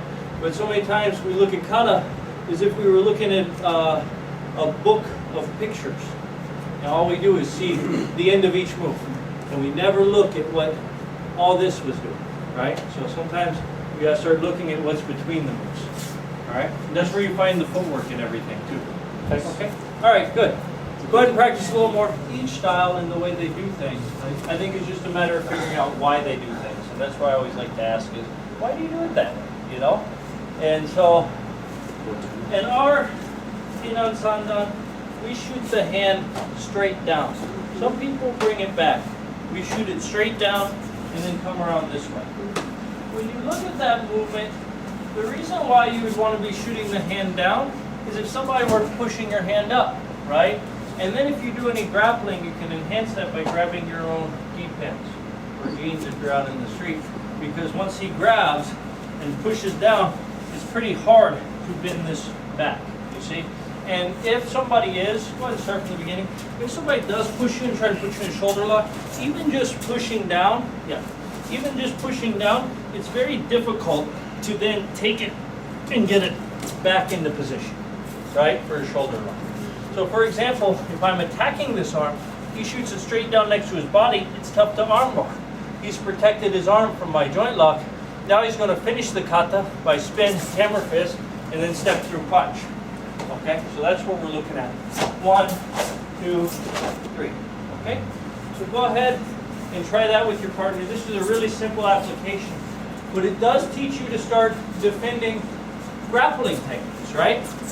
And even if some things don't change, so even if I were like trying to do a Kimura on him, that would be his best defense, is shooting this in and grabbing that there, see? So all he's doing is working, defending any type of grappling attack to his arm by shooting it down and even grabbing it, right? We don't grab, because everybody has really nice WPF kata gis that they don't want to wrinkle. Just kidding. Okay. So this one is 1, 2, right here. He takes the arm and the leg at the same time. See? And when you lock the arm, that knee's also in a bad place. So 1, 2, right? Now this locks. This is pushing him off balance. This traps the knee. You have a takedown. You just want to be careful not to trap your partner's knee too hard. And that's not one I put on the internet, because some of the ones the Sensei teaches are just kind of keep for settings like this. That's an esoteric teaching instead of the exoteric teaching. Those of you who are fans of Pythagoras sometimes. Okay. Yeah. Exoteric, yeah, because he used to have 2 classes. His exoteric class that he would show for everybody. Anybody could learn from him. And he had his esoteric, which was just like his students. Inclusive and exclusive. Yeah, exactly. Okay. Sometimes, you learn these concepts from kata, and you got to figure out how to make them work for the fight. So you weave, right? Now you step through the same way. Because you know if he's sitting there, start throwing punches. You know if he's throwing all these punches, right? I know all I need to do is trap the right hand. I can do that technique. Because I know he's left foot forward, right? So then you can get back to a familiar ground. So you weave this way. Now you tap. Okay? So if you want to try it that way, you can. As you weave, you can hit. See? Okay? Now this comes up and strikes, right? Or maybe as a hemming, right? And you hit. Now, right? Because I got a back fist, but it's tough to back fist from here. Maybe, might create space. See? Those are just a couple examples, depending on whether or not you prefer to be on the inside, right, this way, or if you prefer to be inside this way instead of outside, right? But this is a powerful hit. If he bends over at all from that, this comes up before the back. So that anytime they get hit under here, it's not very pleasant. So again, he draws. Right, so it goes that haymaker. This way. And move off. Right? Okay. Go ahead, Okinawa, and step in. One of the Yakusoku Kumite was doing with Minoru Sensei, I was his uke. Though he did it to me like 2 or 3 times. But I literally had a bruise and this pressure point on my leg. Because every time he would do his elbow, he would step in and rotate and take out that leg right here as he did his attack. And you know, the thing about that is, the more your opponent's getting hit in different places, the harder it is for them to figure out where to defend. You know, so even though that may not be a fight-ending power strike, you get hit here and here at the same time, just pop up. You don't know where to start blocking. By then you're already hitting them in the head. Right? So now they're getting 1, 2, 3, and they don't know where to cover. So the more places you can hit fast, the harder it is going to be for your opponent to figure out what to do next. Okay? Okay? If they're thinking about defense, they're not trying to hit you. Attacking the upper body. So like I showed you earlier, Minoru Sensei, like this one, then we also will come into like a front stance this way, and then hyper extend the knee. And all of this is done while doing other techniques, you see? Because this keeps him from really being able to turn in and hit me. From this position, he's got to free his leg before he can punch me. Okay, so, and if you do it a little stronger and damage the joint, then they can't do much, right? So a lot of times in kata, you see your stances, that's what they're used for. Your stances are used to either root for power or to attack the other person's legs. Okay? All right, good. Into this kata here. So many times we focus on the fact that the hands are reaching behind us, that we ignore the fact that the opponent could be in front of us. And actually, at the end of one of our Yakusoku Kumite drills that we do in the Shorin-kan, we end with a movement that's exactly like the kata for Pinansanda. So he middle blocks, then he punches, I block out here, and then come through this way. Okay? So we'll just do that last part. So he punches, block, grab. Okay? And I will step behind into my stance, just like the kata. This elbow is on his ribs. This one's up on the gi. And as I pull across, this elbow is going to lift. This is going to pull down. This is going to come across. And again, this is one of Minoru Nagasato Sensei's applications for Pinansanda. So I always like when they show certain things like this, because you never know where they got it. You know, that could have been something that was passed down directly from Itosu Sensei, or just something that he developed and taught. You don't know. So when he punches, 1, 2, 3, right? Okay. A lot of these things are going to be strikes like in a real fight. This hits. Now, maybe this mauls, right? But for now, we'll just keep it basic like the kata. If you guys are feeling good and want to add in some strikes, you can do that too. Okay? Would you like? So I would try to do that. Real quick, you know, I've got some more. I could just keep going, and we're not going to make it through all 5 kata, I don't think, at this point. We're on the 3rd one, and we got 25 minutes left. But before I just continue to throw techniques at you, I thought I would open it up and ask, are there any questions about a specific move in kata? Now, before I open that up, you know, the theme of the class is the pinan, so let's try to stick to that for now. And the other thing I can say is all I can answer is from my point of view as a shorin-ryu practitioner. So if I contradict what you guys are doing in your own systems, please do not get offended or don't, you know, go yell at your sensei, hey, I just trained with this guy and he just had to do it this way. Yeah, don't do that. Okay? Any questions on anything from Pinan Godan. Pinan Godan. The jump. We don't have a jump. You don't have it. We don't have a jump. That was easy. From here? Yeah. We No jump. Okay, so it may be similar, maybe application, but Yeah. maybe. Well, if you jump, you knock out this guy with the elbow, and then the body is in your way. So you get over. Ah. Just kidding, of course. But the application for that, most people will say is a throw of some sort, okay? So a lot of times, you know, you might be in here in lifting on this part. And as you step back and prepare for the turn, you're preparing to throw, right? So you like to throw. You can throw me on this. You Ready? jump at the So he ball steps in, good. Now he turns this way. See? So that kind of thing in there. And you'll see that in Okinawa. Actually, in our Pinot Godan is kind of interesting. Because from this part here, we stay almost on a straight line.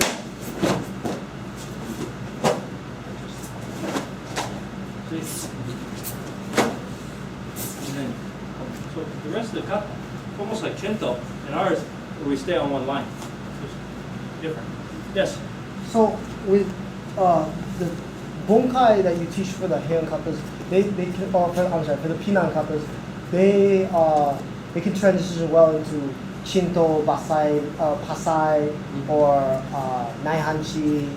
They can't, because it's karate and its concepts. They transition best into Shinto and Kusanku. Because originally there was Shinto, Kusanku, and Pasai, and supposedly Itosu Sensei took the movements from Shinto and Kusanku and made the Pinan kata. So for example, our Kusanku Dai comes in this way, right? But if you do the first three moves of Pinan Shodan, and ready, you turn, 1, 2, 3, it's the same. And then Kusanku Dai goes 1, 2, 3, 4, it's the same. 1, 2, 3, it's the same. So that translates right back into Pinan Shodan. Shinto is a lot like Pinan Godan with this here. And with this here is like Sandan. And then Shinto also has the drop, like Pinan Godan. So those kata specifically, they cross over very nicely.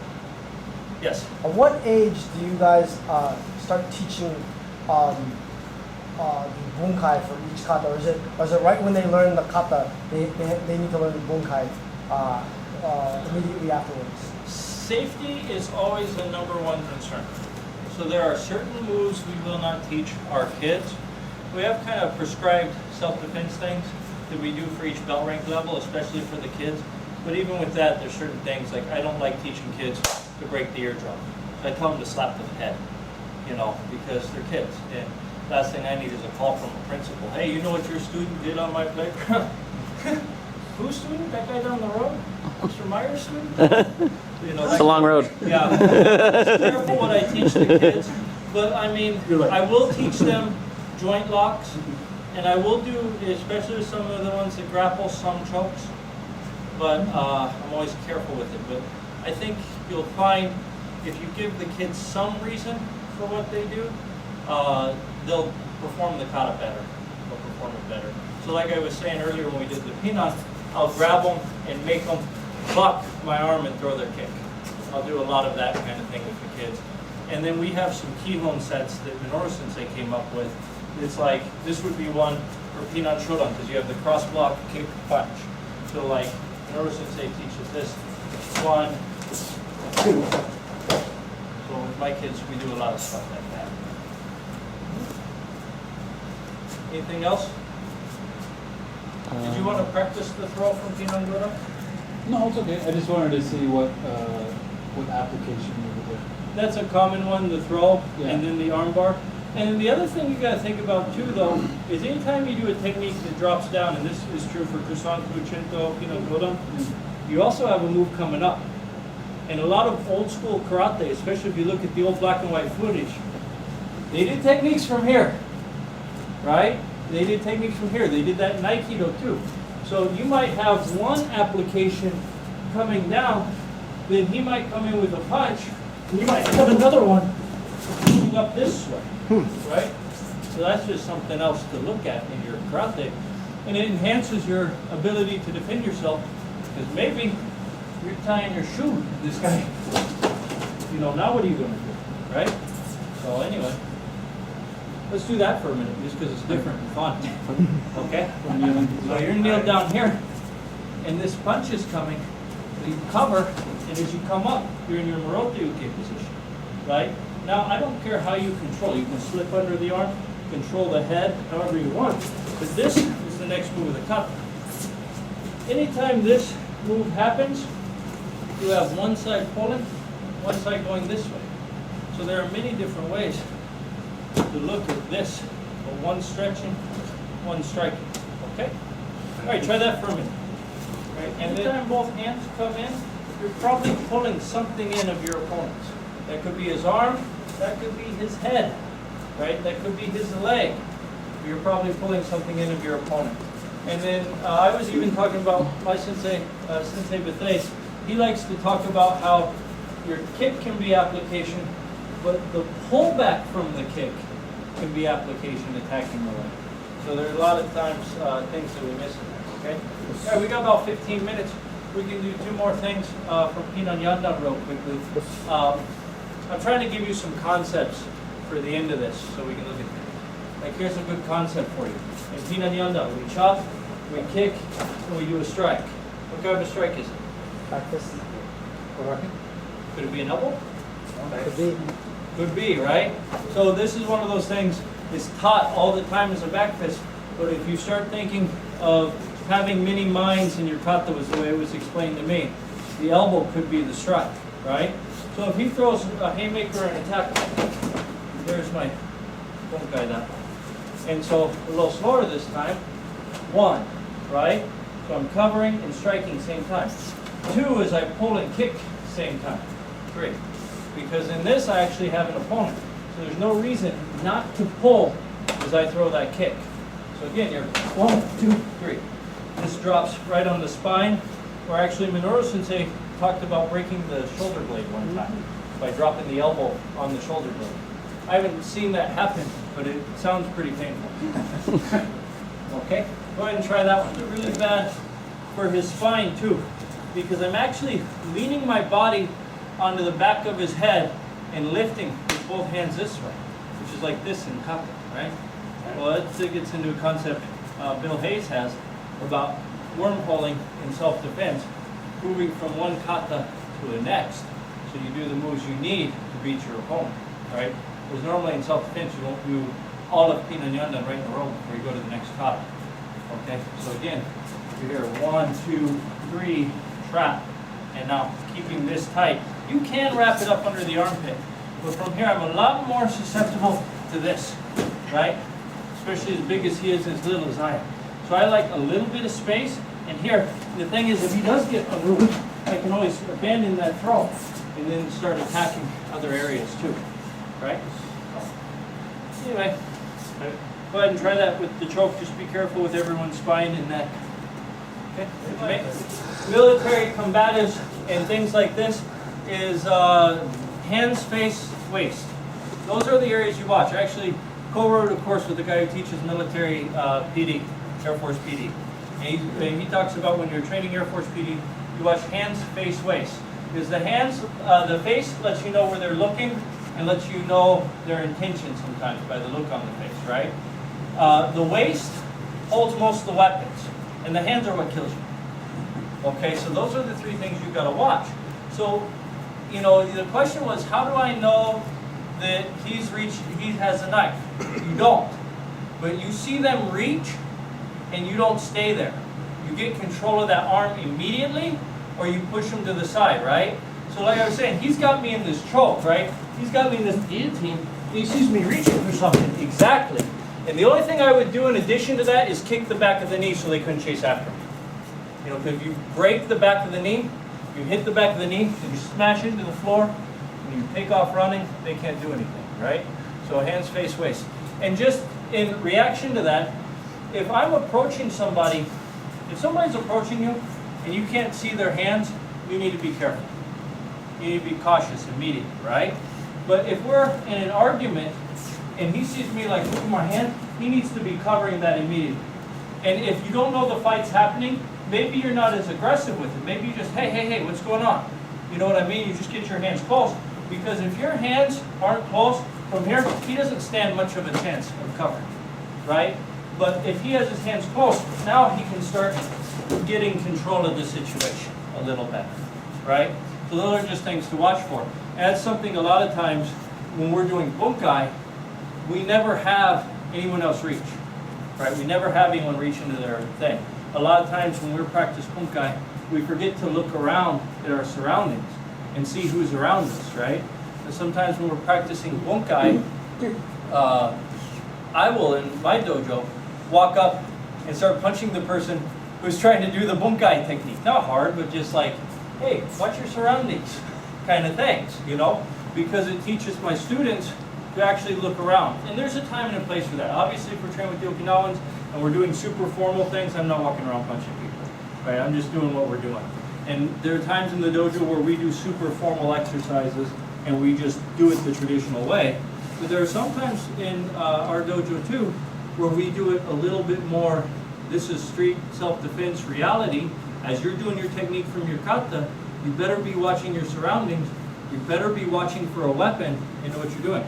So try that same technique again, and I don't have enough training knives for everybody, but just sort of fake it.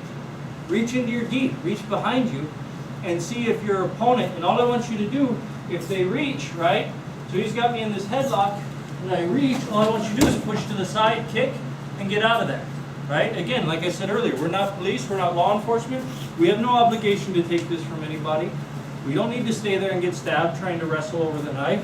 We need to get ourselves to safety, and then call the police to come in and do it. And they'll come in with a big team. It won't, you know, it won't be one guy sent in, you know. It'll be a lot better. Okay? All right, go ahead. It's pretty hard to get in here to the head because they're pretty good at moving their head, covering, keeping the shoulder up, protecting the jawline, this sort of thing. But it's a little easier to get in here to the body. Not saying that they don't protect their body. If you're just going for it, it can be difficult to get in. So what we're going to work on first is just a technique working off this number one position, front arm straight. You come in this way, okay? So this first hand pushes him up and back, and the second one comes underneath here to the ribs, okay? So again, you're right here. Now, like I said, this is a concept. Depending on what kind of fighting you're doing, you might change it. So if you're doing more WPF style, you might stretch it out so you get your point, right? If you're doing more combative, I would recommend going palm up. We talked about this yesterday. You asked about it. If I'm throwing a body punch this way, it's easier to block. Because if I push straight through, my angle's off now. By turning the palm up, I'm still aimed at it, so I can come through to the elbow. Same thing with head punches here, right? If I'm straight and he blocks a little bit, I'm off. I rotate, I come through. Okay, so that's just a side note. But so first technique, press up, strike underneath. Okay, then he would go. Press up, strike underneath. These need to happen at the same time. So I want to block his vision as I'm hitting. If I go 1, 2, he might be able to cover. But if I go 1, there's no time. Okay? Go ahead, the first clean punch. Thank you. So when you're in here, this is a good follow. Now I can take him into an ikyo, for example, right? So if you want to follow up from there, you hit, now you're here. If I can sweep, if I can break, right? Just depends on what you're talking about. Free sparring or self-defense, right? What are you training for? But from here, so I see he's got this arm straight up and down, and I hit to the ribs. Once he gets hit here, the arms tend to get weak. So you bring this down, now you can counter over the top. So just start there. So you move in, two. Now you're in position, right? Okay? That's the concept on how to beat that guard. But you can do that in a number of ways. The block and punch is one, but he's in that number one position. That's two, right? Because if those hands are up, I knock this up. If my strength is kicking, I kick. If my strength is punching, I punch, right? So now try it with more of a hit up side kick, right? Or if you wanted to, even you could hit up and come around this way. But I prefer side kick when I'm going low like that. This is going to keep them off of me right now, okay? So try hitting up, side kick down. Mind the angle instead of straight up and down. Now here's the thing, straight up and down is hard to overpower and push to the side because it's in a strong position, right? When he angles this, the shoulder's much weaker, so it's a lot easier to come over the top, okay? That being said, when it's angled like this, it's a lot easier for him to see the body shots. It's a lot easier for him to see the kicks. That's where, you know, like, a lot of times we see here like this trying to get in on the karate guy, and they have good defense here, right? The boxer's a little different, you know, Okay? That works really well in fighting the boxers, but they get pretty mad. Okay, but here, this one, if you can check this hand down, it's very difficult for him to bring it back up because the shoulder's not strong in that position. Now here's the thing. You are going to get punched if you go like this, okay? So you can't let him know it's coming. So what I generally do will throw a punch or two, and then throw them both at the same time.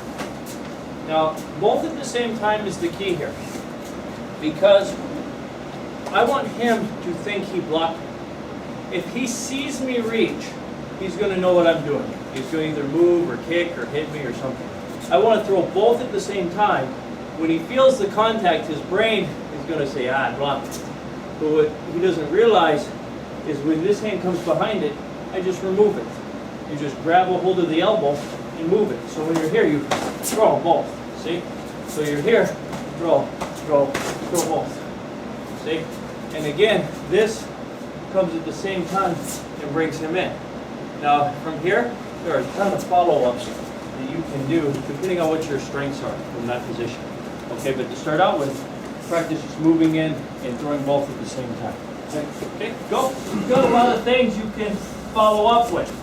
If you get into this position at the end and you do jiu-jitsu or grappling or something like that, you can start working your chokes, right? You work your finishes in here.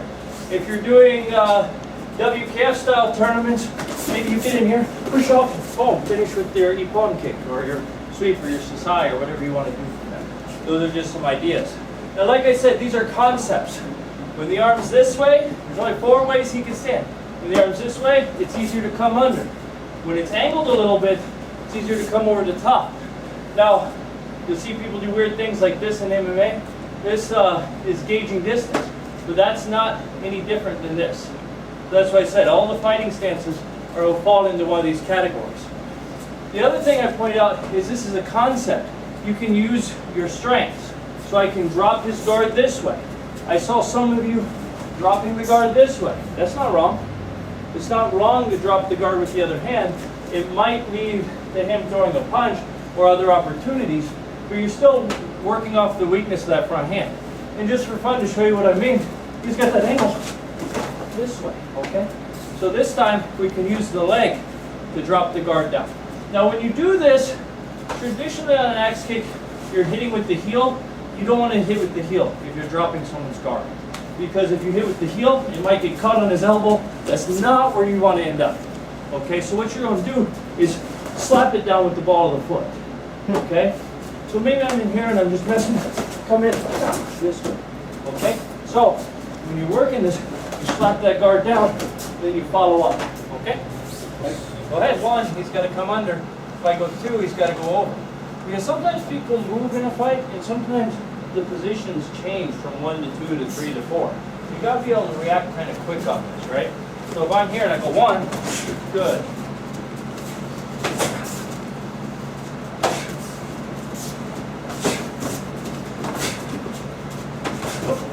See?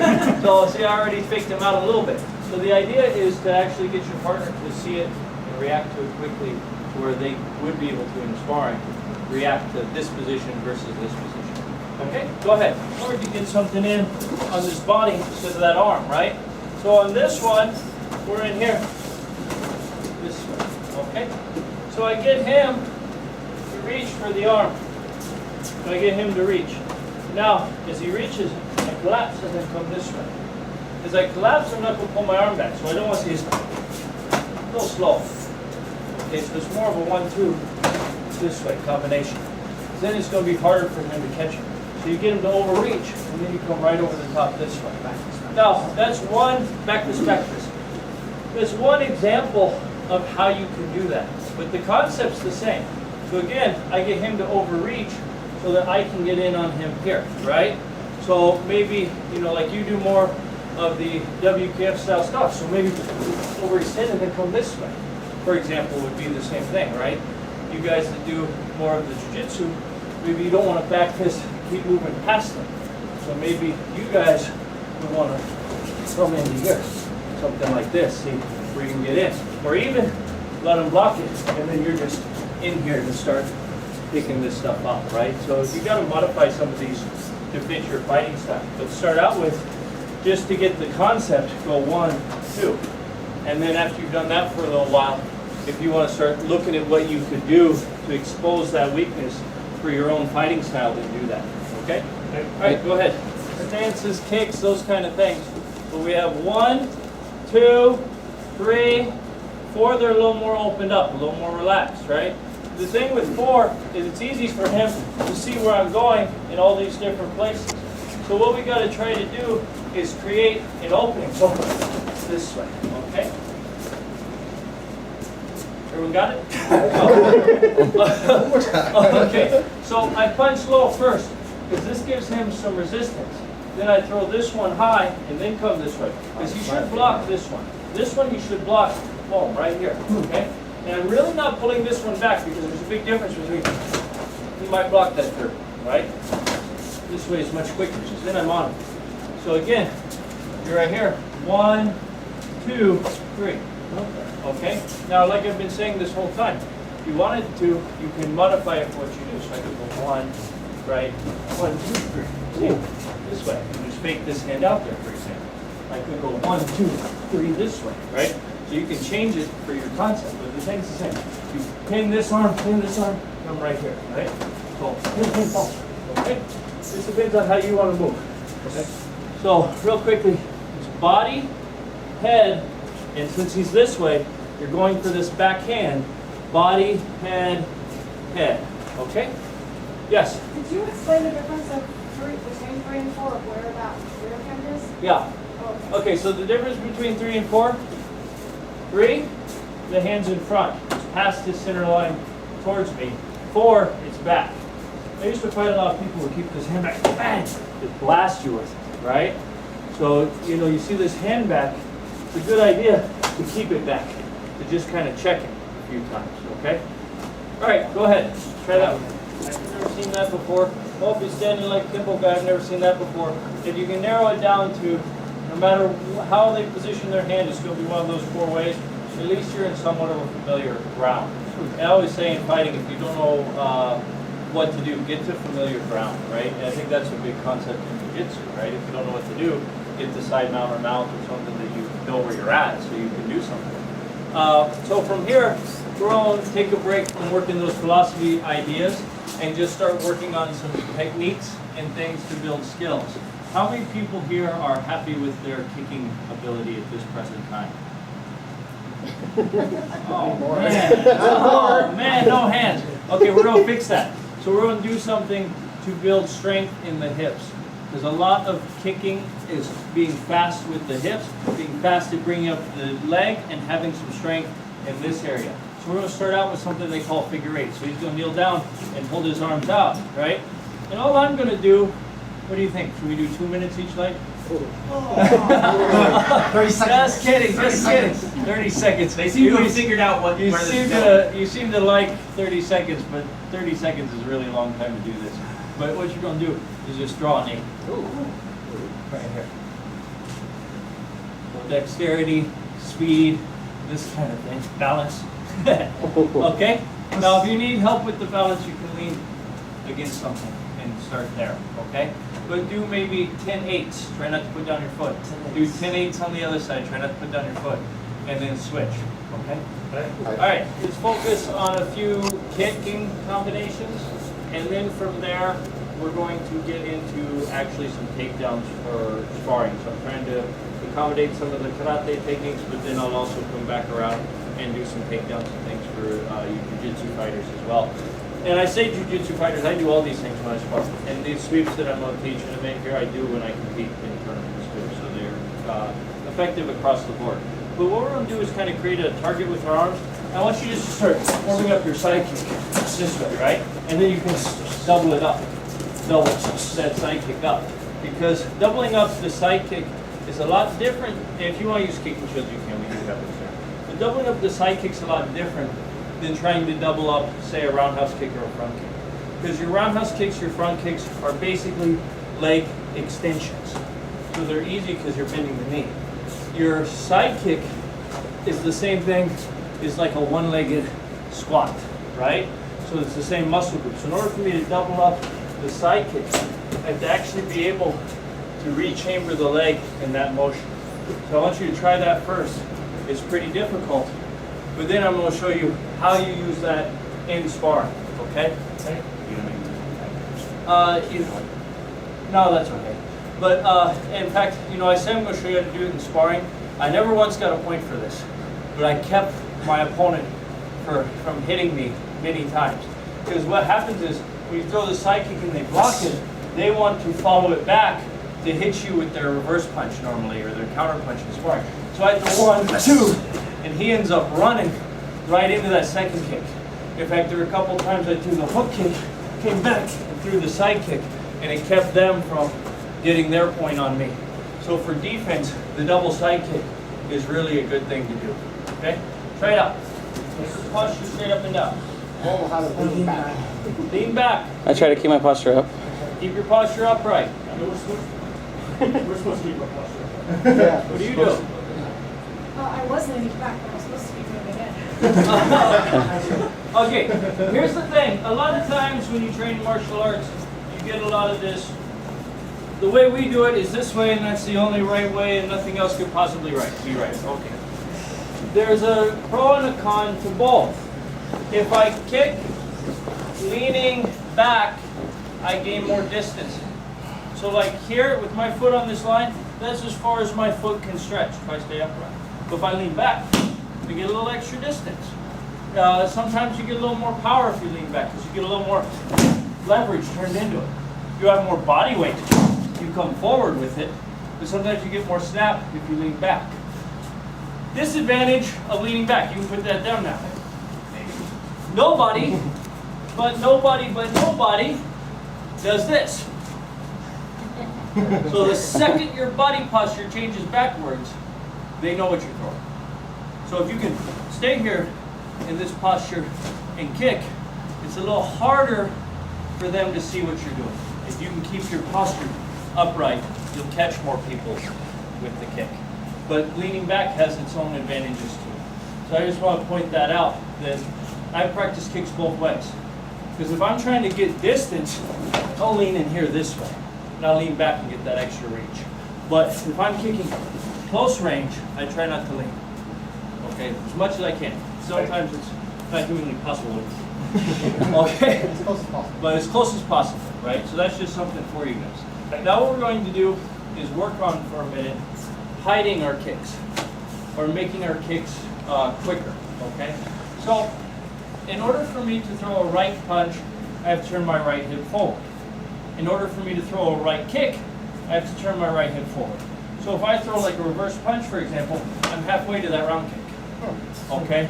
So a lot of times I will hide my kick with my punch. Okay, so a lot of times I'll throw my punch, and then my kick will come. If we're a little more open, face this way, Gyakuhanmei this way, sometimes I'll throw this way. Okay? Because as I turn, my hip's in position here, where all I have to do is bring the leg up, open up the hip, and then I can throw the hook kick. So with a little speed, you're right there. Okay? So it just depends on what your strengths are. What I want you to practice for a minute is punching and throwing the kick right from that punch. Don't do this. Too much. You're halfway there. Just throw it. And that works too for these kicks. That works too for this kick. Doesn't matter. Works too for this kick. Doesn't really matter. Okay? Whatever you're strong at. But hide that kick with your punch. So, one of the things I like to do when I spar is I really try to set up my sweeps. And you'd be surprised how often an opponent will be so busy looking at you that they won't see what your feet are doing. But for the most part, if you don't want to go to the ground, you do not want your foot to end up between my feet. Okay, if you don't want to go to the ground, you don't want your foot to end up behind the person's foot. Okay? So, in knowing that, if you can trick your opponent into putting their feet between your feet or behind your leg, they're easy to take down. Very simple. So a lot of times when I'm sparring, and we're in the course of a match or different things, I'll just move like this. And that's pretty obvious to everyone in here what I just did. I just went like this. But to my opponent who's worried about not getting hit, not getting kicked, a lot of times he'll overlook that little step off. Now as he comes in with his punch, shoot in, punch, good. Shoot in, punch, good.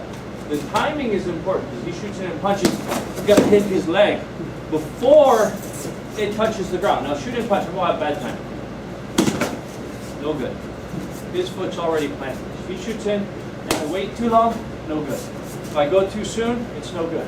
I've got to catch him right there. Right as his foot is right here, I'll come to you. Right as my foot is starting to extend there, and just before my weight sets. And that would be perfect. That would be really perfect. Okay, so maybe to start with, you go at that speed. Because the timing is so crucial on this one. The next one's easier. The next one you don't have to have as good a timing. We're doing the hard one first because if you have really good timing on this one, it makes the next one that much even easier. Okay? But with this, again, if he goes too soon and my weight's still back, all he's going to do is move my foot. If he waits too long and my foot's too planted, he's just going to bounce off.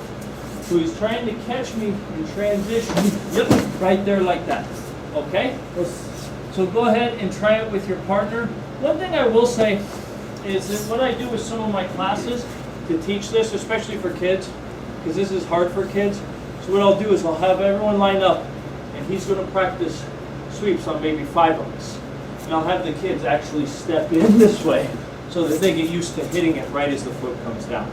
But it's no different in sparring. I'm moving and he knows I'm coming in with that fast lead hand punch. If he can time it right, he can sweep me effortlessly. Okay? Try it a little bit. Pushing. What are you doing, right? This is... Depends on what you're doing. This is how nice or mean do you want to be to your opponent. Because if you're sparring in the dojo, maybe you just hook or push a little bit, right? Right? There's this one guy in Okinawa, and there are calluses on this ball. And it's pretty purple most of the time from where he hits it on the maki line. And he'll hit you with that bone right on that nerve on the inside of the leg. It's not very fun. For those of you who haven't toughened that bone, you turn this way and you crush with the shin and kick out with the foot, hooks, right? Yeah, the way I like to throw is like this. But again, his calf's going to cramp for later. He's going to need water and banana and ice, and all sorts of stuff. He doesn't need ice. So yeah, ice, lots of ice. So you know, in the dojo, when you're all dojo mates, maybe you're a little nicer with it. When you're talking about real combat, maybe you hit with your shin or with that bone and you drive through it. Okay? So you guys can take and feel, you've got these nerves on both sides of the leg. If you attack those nerves with your bone or with your hand this way, you can feel what that's like. A lot of times they'll call that like a yankyo to the ankle, right? So you can do the same thing, attack that same nerve with the bone here. Okay?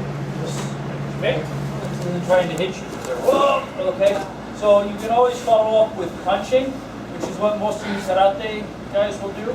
But also in your jiu-jitsu, you sweep them, they're off balance, you can step through to your next takedown or start moving in to get a hold of them and start grappling, right? So sometimes you can have success with the sweep, even if they don't go down. A lot of guys have swept and then punched.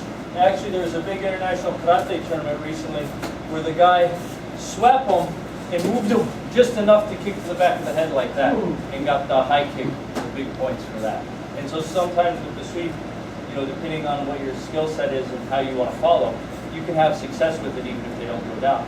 The next one is the one that I really have the most success with when it comes to this sort of thing, because I turn a little more sideways, like I want a side kick or like I want a hook kick, okay? But when I turn a little more sideways, I position my foot just to the outside of things, right? And you can throw it from here, you just got to be a little quicker with your leg position, but as he shoots in, you this way, okay? And this one's really easy to do because you're scissoring the person this way, okay? And especially, I'll hit them with the high toe hand. I'll hit them with the rich hand as they come in. But again, as he comes in, this comes up. This checks the hand. This one is going to kick back, and this one's going to hit same time. And ideally, you want to be here, but you're wherever they shoot in, it works most of the time anyway. Because they're not expecting it, they're shooting in with that balance off, right? Then you follow up this way, okay? So, again, as he shoots in, you come this way, and then sweep here. Hitting and hitting, same time. All right? Go ahead. So this one is good for more offensive, okay?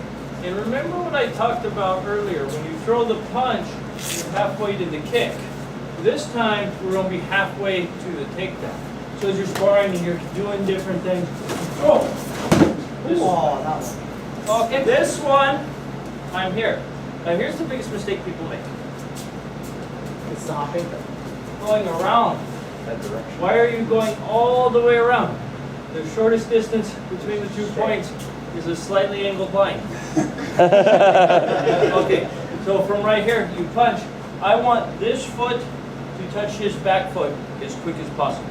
So I don't want to go this way, I want to go through that leg. See? So from here, when I hit this is going to step through and hit his IT band pretty hard. This one is going to step through behind that leg, and then all I got to do is just straighten out and sweep the foot this way, okay? So you're using your hip coming through this way, okay? So when you throw the punch, going this way, this way, okay? So that one, just be a little nice to each other. You can go a little bit slower and just get the mechanics by lifting, and you don't have to throw each other. Okay? So depending on if you have hips or back issues, maybe you don't want to get thrown, so you can do that. I talked about this yesterday. You know, we should all leave this door better prepared to defend ourselves than we walked in. If we have a back issue, and we don't say anything to our partner, and we let them throw us, and then we walk out like this, we're not really better prepared than when we came in to defend ourselves, right? Yeah. So you want to make sure you work at your own level so you're not getting hurt. But if you can't do the throw, you know, if you're working with Mr. Myers, you throw him as hard as you want. That kind of thing. Where do we train for that? But anyway, okay, so go ahead and give it a try. But again, the key is to step straight through to that back leg for that sweep.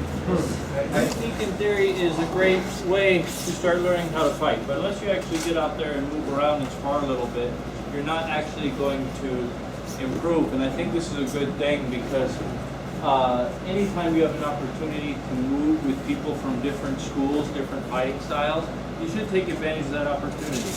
You should spar a little bit with some Muay Thai guys and some Kempo guys and some Jiu-Jitsu guys and really see how different people move. Because you can be really good, and I've seen fighters do this, who are really good at, say, point fighting.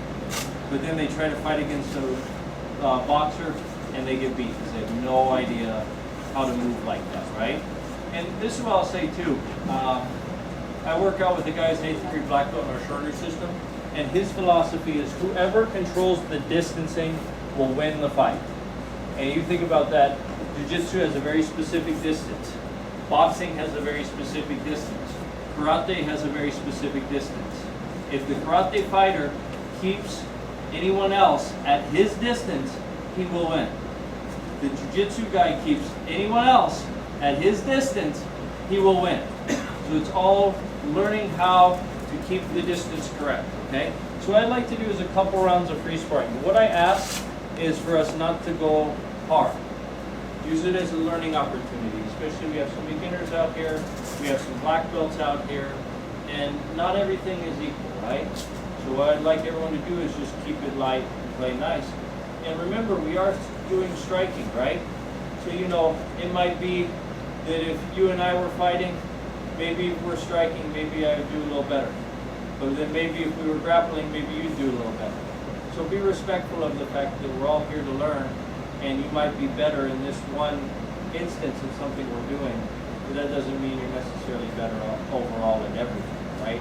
So let's just use this as an opportunity to exchange and learn. Everybody grab a partner real quick. He runs right into it. Doesn't matter if we're talking about kick or punch. So his opportunity is after I've extended to come back in with that attack.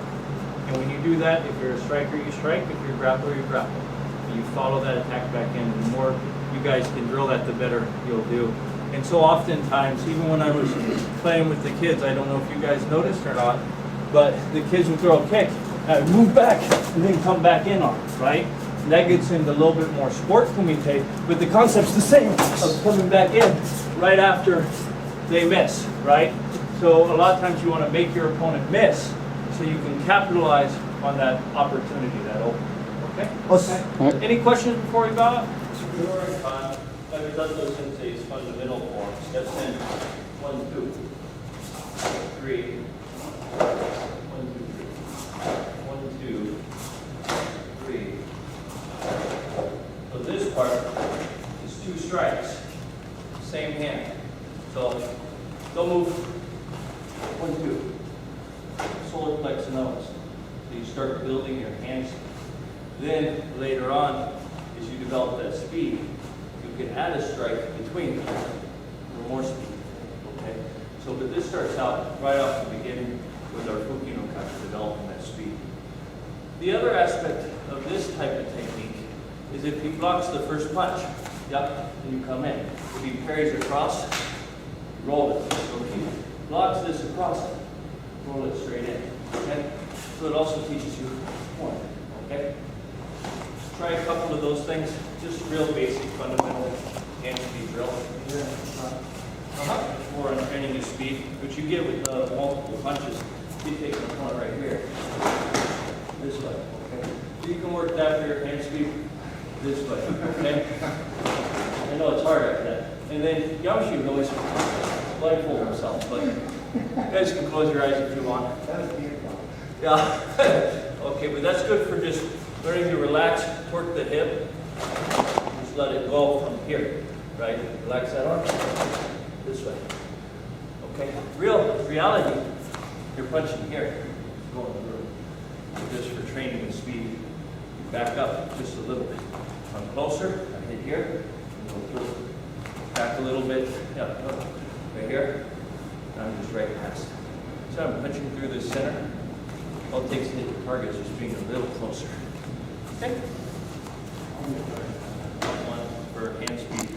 Next, and I will say most styles have a version of this. I have literally learned like 5 different versions of this drill off a punch, off a downward swing, off of an elbow strike, off of a haymaker. But it's basically middle block, but with the check first, which is more popular than the shorter type disciplines. Parry down and punch, and then he does the same thing back. So block, parry down, punch. Later on, that parry becomes a break, right? But for now, we're just building hand speed. Sensei, no, can I borrow you since you've done it before? Hi. Just so you can see how it would evolve. We'll start slow, so it's parry, block. Good. So it's left, right. 4 moves each side. As you move from here, like I said, you can break and then go as you get better with this movement. As you get better, you can strike, then break, then strike again. Okay? But the basic of the drill, 1, 2, 3.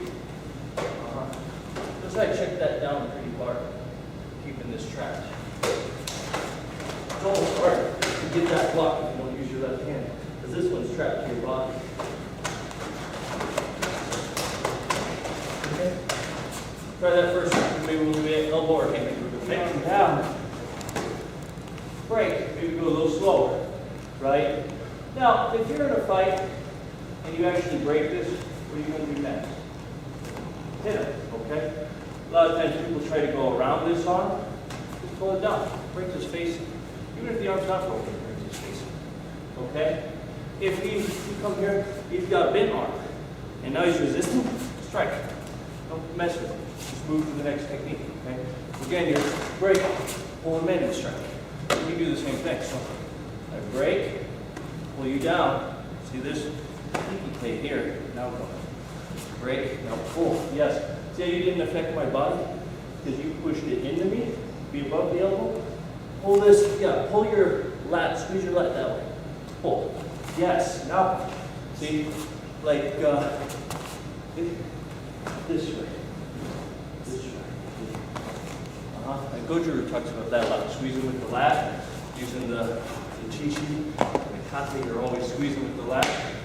when I come in here, this is here, squeeze him right in. See how it brings him into that punch. Now you check. There you go. Yeah, arm break, good. Now squeeze. Yes, there you go. Maybe a little slower because if you get that arm bar, you have a tendency to hyperextend their arm if you're going fast.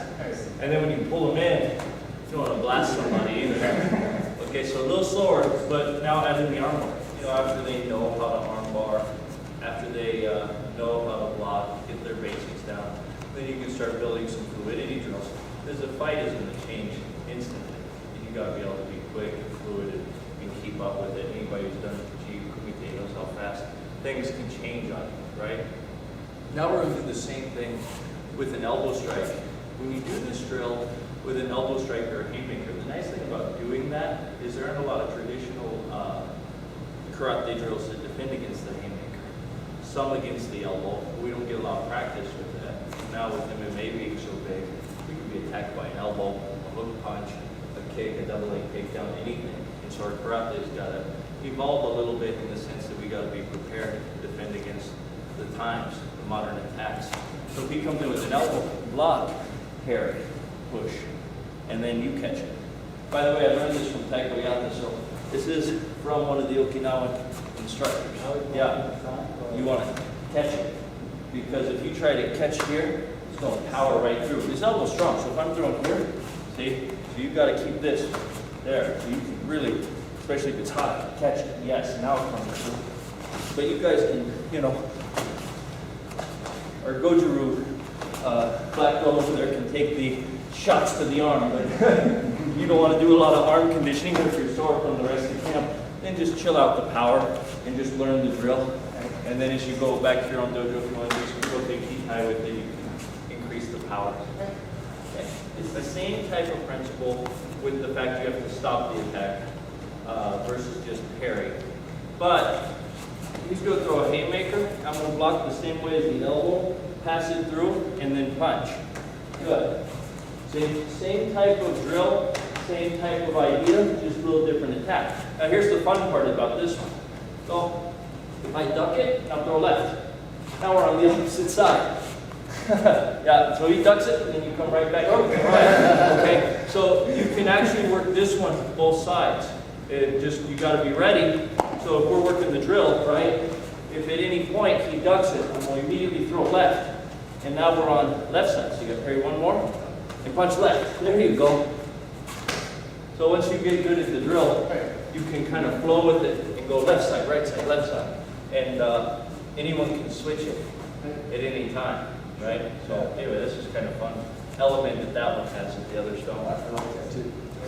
So occasionally I'll warm up a class with these just to get the reaction time up, reaction speed better, hand speed better. You can see when you start going fast. Especially working with Takedowns Sensei on some of these drills, you do them to my shoulders hurt from blocking and punching. I mean, where you're just sore, you couldn't hold up your arms anymore. And so when you start doing that, it really develops a lot of hand speed. Now getting back into talking about some of the basics of shorin-ryu. You have in Kusan Kudai this 1-2 concept, and also in Pinan Shodan, 1-2 concept. And so what you're starting to train on is multiple striking. Fast hand circuits, this one, right? So if you have somebody that's come in push. Here, see? Real fast, 2 strikes. So this becomes a circle this way. But you're going to be striking right in here to this carotid artery area, okay? And then the beautiful thing about this is you're actually in good position to follow it up. So if you wanted to go a little bit beyond the kata, you could throw 3. Here, see? Right? And now you've hit them in this carotid artery area twice. And then a strong punch to follow it up, maybe on the jaw, temple, nose.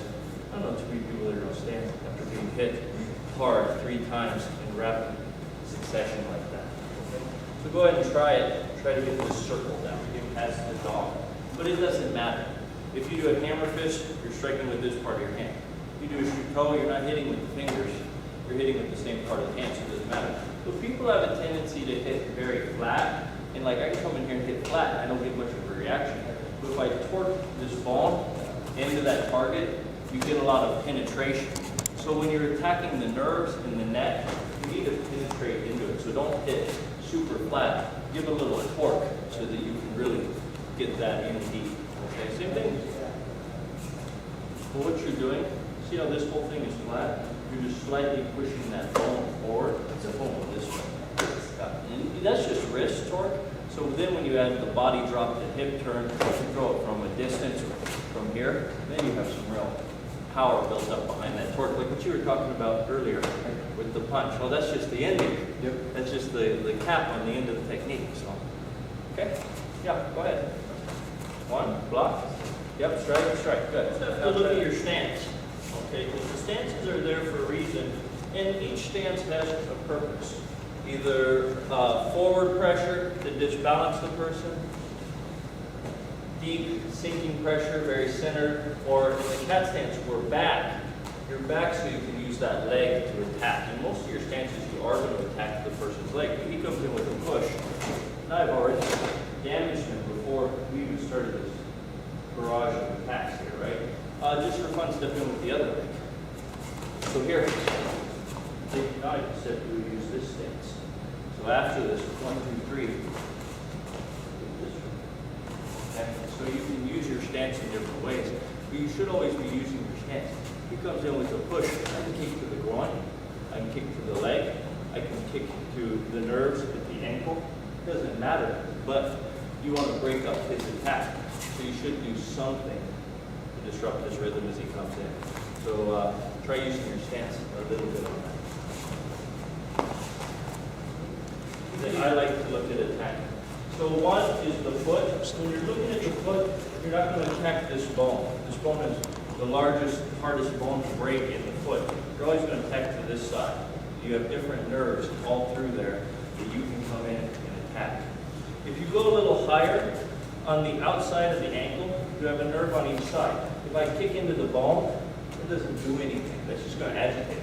If I kick right there on the side, then you get more pressure. So if you actually come into either side, you go right above that ankle bone, press here, or press here, you're going to cause more damage. At the knee, you go right into this nerve, right above that knee, or you go into the IT band on the outside, and then of course groin. And that's just a couple basic areas. But you know, if you come in here with the heel, that's good too. So as they're attacking, you can also work in these type of techniques as well. Okay, so that's just some basic hand sweep things for shorin-ryu karate. I'd like to take a step off that and start working on some application from the Hanshi-kata. The Hanshi-kata is the whole source of shorin-ryu karate, and so you want to make sure that you have your application and your stancing and everything really down well for this kata. So first thing we're going to talk about is the open move. A lot of times people tend to overlook things like the ready position. But when karate was developed, it was illegal to train. So nobody started their kata going, yeah, this is going to look good for competition. This is going to look good when everybody does it together. Every single move in your kata should have fighting application. So I always look at, if the hands are coming together, I probably grab the hold of my opponent. Same way as you grab elbow strike. And the reason why you would grab and hit somebody, one, you're not going to miss. Nobody, you're hitting your own hand, exactly. Nobody has ever been clapping and just missed, no matter how much they've had to drink, right? So you're not going to miss your own hand. And then the other aspect is your impact is going to be greater because there's nowhere for their head to go, nowhere for it to be forward. So let's say you had somebody coming in with haymakers, right? Let's say they're just swinging at you. All right, good. We always pretend like it's black belts, we're just going to block it and kill it right away. But that's not always the case. We're human beings, we might just react. So you start swinging. Hey, see where I'm at in the kata? Here's my step across. The step across has application too. It's subtle because they hit it in dance, you know, so they weren't doing this as they step across the kata. That doesn't mean it's not there. When he's swinging, I might cover initially, but this hits. For training, I'm nice. I just grab. But this hits that comes through. This brings him down. Now there's my knee strength. I'm ready to flow into the next part of the kata. Okay? So let's try that first. Make yourself in this position where they're throwing towards the one punch. So if I reach here, I'm in danger of getting hit. Okay, so what you want to do, go a little slower so they can see when you feel that contact, follow it back. That way this hand is still up to protect. And you got to get sensitive to feeling where that is and just following it back. Okay? Go ahead, try that. Sometimes the kata shows you an idea, but when you're looking at reality, street self-defense, you have to go just a little bit beyond the kata. Not change the concept, but just make it a little bit more aggressive. Because, you know, in karate we're very passive and we're trying to teach people not to go out and fight, not to go out and hurt. So a lot of times the kata may only throw one elbow. So maybe if I'm fighting somebody your size, maybe one elbow, okay, maybe they'll fold. If they're really tough, they won't.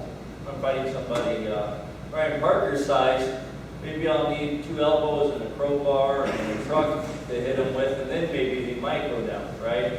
So sometimes you have to throw more than one. And so the kata a lot of times will throw one elbow and pull. Well, it would look weird if you were. Okay, next move, right? So, but it can be there if you need it. Repeat is necessary. Right, repeat is necessary if you need it. So, you know, if I get in here and he's not coming down, I can knee the low first. I can knee the body first. Now knee to the head. Just because the kata has one step across and it flies one knee, doesn't mean you're limited there. The other thing is, you know, like I said, strike on the way in. Strike on the way in. Once you get somebody clinched, you can hit them with the shoulder. This is a valid strike, smashing the nose into that shoulder, just right here, right? Another thing when you're dealing with in-close fighting, we always focus on hitting with our fists and elbows, but you can hit with your forearm. You can hit with your bicep, hitting with the bicep. It took me a little while to condition. It hurt at first, but I started with a punching bag. But after a while, you can condition it. So if this is the person's head here, go ahead and just, this person's head. No. Hit your arm. I don't want to hurt your head. So here, that's a bicep strike. So if I'm in here and he's resisting real hard, I just need to stun him. I just throw this out. Now I can reach hand back. Try to let go of his hand. 1, 2, 3, 4. Here, 5. Drop this. Okay? So you can add other strikes as needed. For a minute, try just the concept of hitting with your bicep and shoulder. So that's something we normally practice. Okay, that's right. The Hanshi kata as well. Then pull the hands in here. And I'm sure many of you went through this when I first started doing karate. Sensei, what's this for? Well, you're setting up for an attack. Okay. And then they say, let's do kumite. Put your hands up. They relate to each other. Somebody's getting ready to attack me in the street. They say, oh, you're setting up. Didn't make sense to me. So when you're looking at a technique like this, if you're pulling both hands down, you're almost always doing some sort of a lock or throw. You have some part of the opponent in your head. One of the basic things I like to teach off this is somebody puts a hand on you, right? Somebody comes up and here. Now strike. Just like the Nahanshi. Now, like I said, from here, we have this step across. You can use that to attack the leg. Just working in real basic concept. Arm lock. If the person's bigger, you can step all the way over and use your armpit and drop more body. If they're more your size, you can use 2 hands here, push down with the elbow, lift with the hand. My Godan barai here becomes a strike to the neck, and my hook punch comes right into the jaw or the temple. So you're just taking simply this part of the kata. Step across becomes a kick. Okay. Right, another portion of the kata. You have from here, look, sweep, strike, okay? And then look, sweep, back across. So just starting out real simple, if somebody comes in with like a big haymaker swing, strike into the neck, okay? Now from here, when he throws this, I'm gonna cover, hit right straight to the neck. Now I'm getting into a position of control. If I stand here like this, he's gonna punch me with that hand. So I need to get him under control. So he's got to be down a little bit. Now you get to this sweep, put that head down. Now you can heel kick back into the face if you want. or just control that hand down. So here it comes in. 1, 2, 3, 4, right here. Okay? I always need, I don't try to sweep this way. If that leg's got a lot of weight on it, that's just going to not work very well. I always knee here and lift and then kick. Okay, because when you hit this femoral nerve, it's going to kick your leg out. Okay? Go ahead. That's great. This last trip to Okinawa, I mean, he stepped in, and when he turned into that sheep direction, he about knocked my leg out from under me. He wasn't even throwing a strike. I had a bruise on the leg right there. Just from him stepping in with the stance. Mm-hmm. Yeah, exactly. A lot from the cat stance, twisted, right? It's all just Good. All right, so it looks like we're getting a little tired of that, so we'll move on a little bit. Let's move into some joint locking type of things. A good joint lock, you maintain control of your opponent at all times. A lot of people, when they try to do joint locks, they get this idea going that, well, I'm going to hit him, and he's not going to fight back, and that will get the lock. Or they get the idea going that I'm so much faster than the average guy, and then we'll get this lock before he can punch me.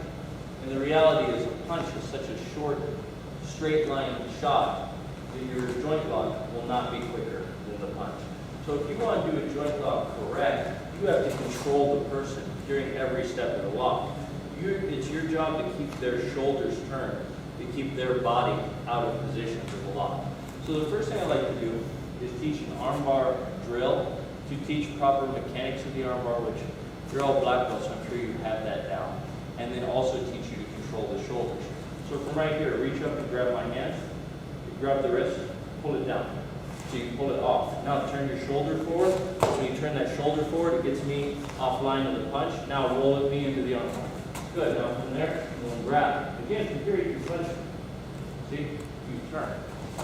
And now, here, now reach up and grab, pull down. Now, don't forget to turn. From here, turn your body. Here you go, now close. There, control. Always control. See where your hand had to go? Now go, reach up, grab that. I'll lay it down so you can reach up. Good, turn. Yeah, always try to get my hand on the ground immediately. If I wait, you're going to punch me. Go immediately. So just back and forth that way. Maybe left arm, Sensei Parker. In most cases, you can't hold somebody in an arm. Okay. So if I'm here and he starts fighting back, the worst thing I can do, start bending your elbow and fight back, is to try and hold on to it, because now he's going to start hitting you, right? So you either have to change it, like we did earlier, to a strike, or go for a different lock. So he bends, you go with it, right? You can go with it a couple different ways. He bends, you can come into here. Notice I keep my elbow on this side of the shoulder, though, because if I'm in here, you can punch me. If I'm in here, I still have control of his shoulder, okay? I like, there's a lot of our cupping, push, push, push. So if you're in here and he bends, push. Now wrap. I'm just back to this other side, okay? The push is very important. A lot of people do this shoulder lock and they try to reach through, okay? He's got me in the lock. I don't have him in the lock. When you do this, you want to do a shoulder lock well. The first thing you have to do is weaken the shoulder.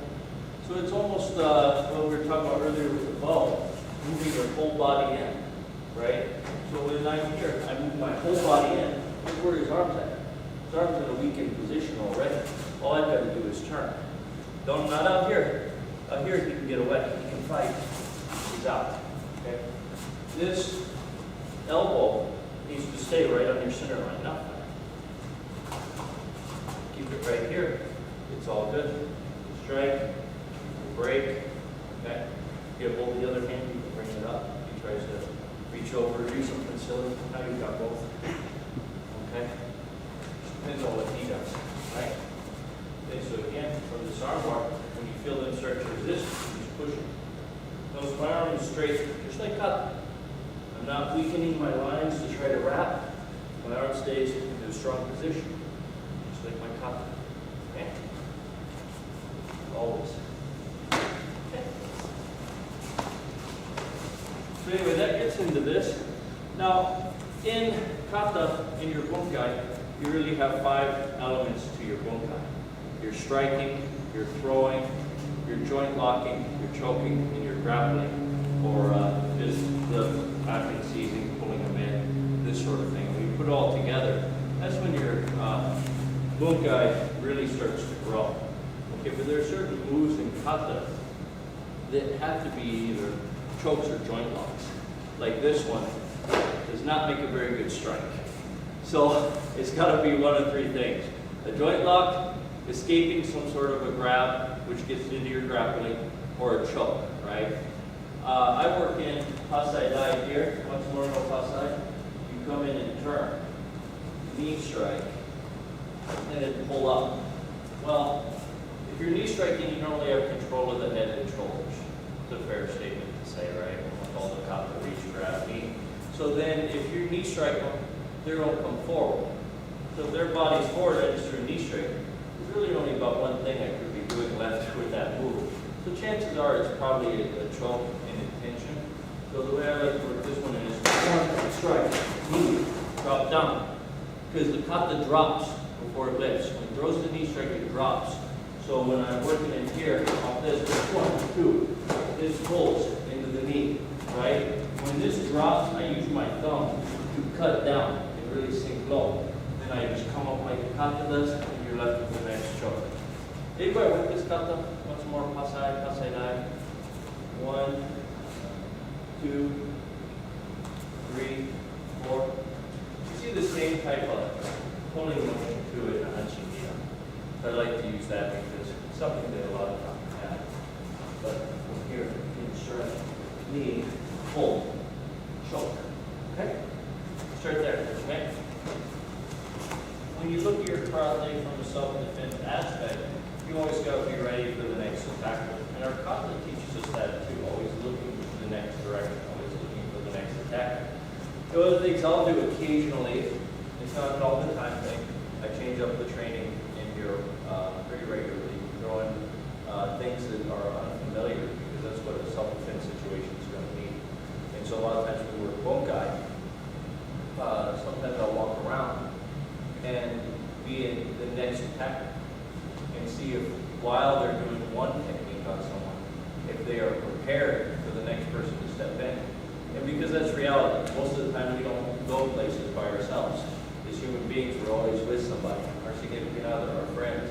The other day at Hiro Sushi, there were 7 of us sitting there. If somebody came up and grabbed Sensei Merriman, the rest of us would have jumped on him pretty hard. You would be in a fight 6-on-1 all of a sudden, you know? And so that's what you got to be aware of, is if somebody comes up and attacks you, all of a sudden you're on top hitting them or you're choking them out, and one of their friends see it, they're not going to ask who started the fight. They're just going to jump in on their friend's side.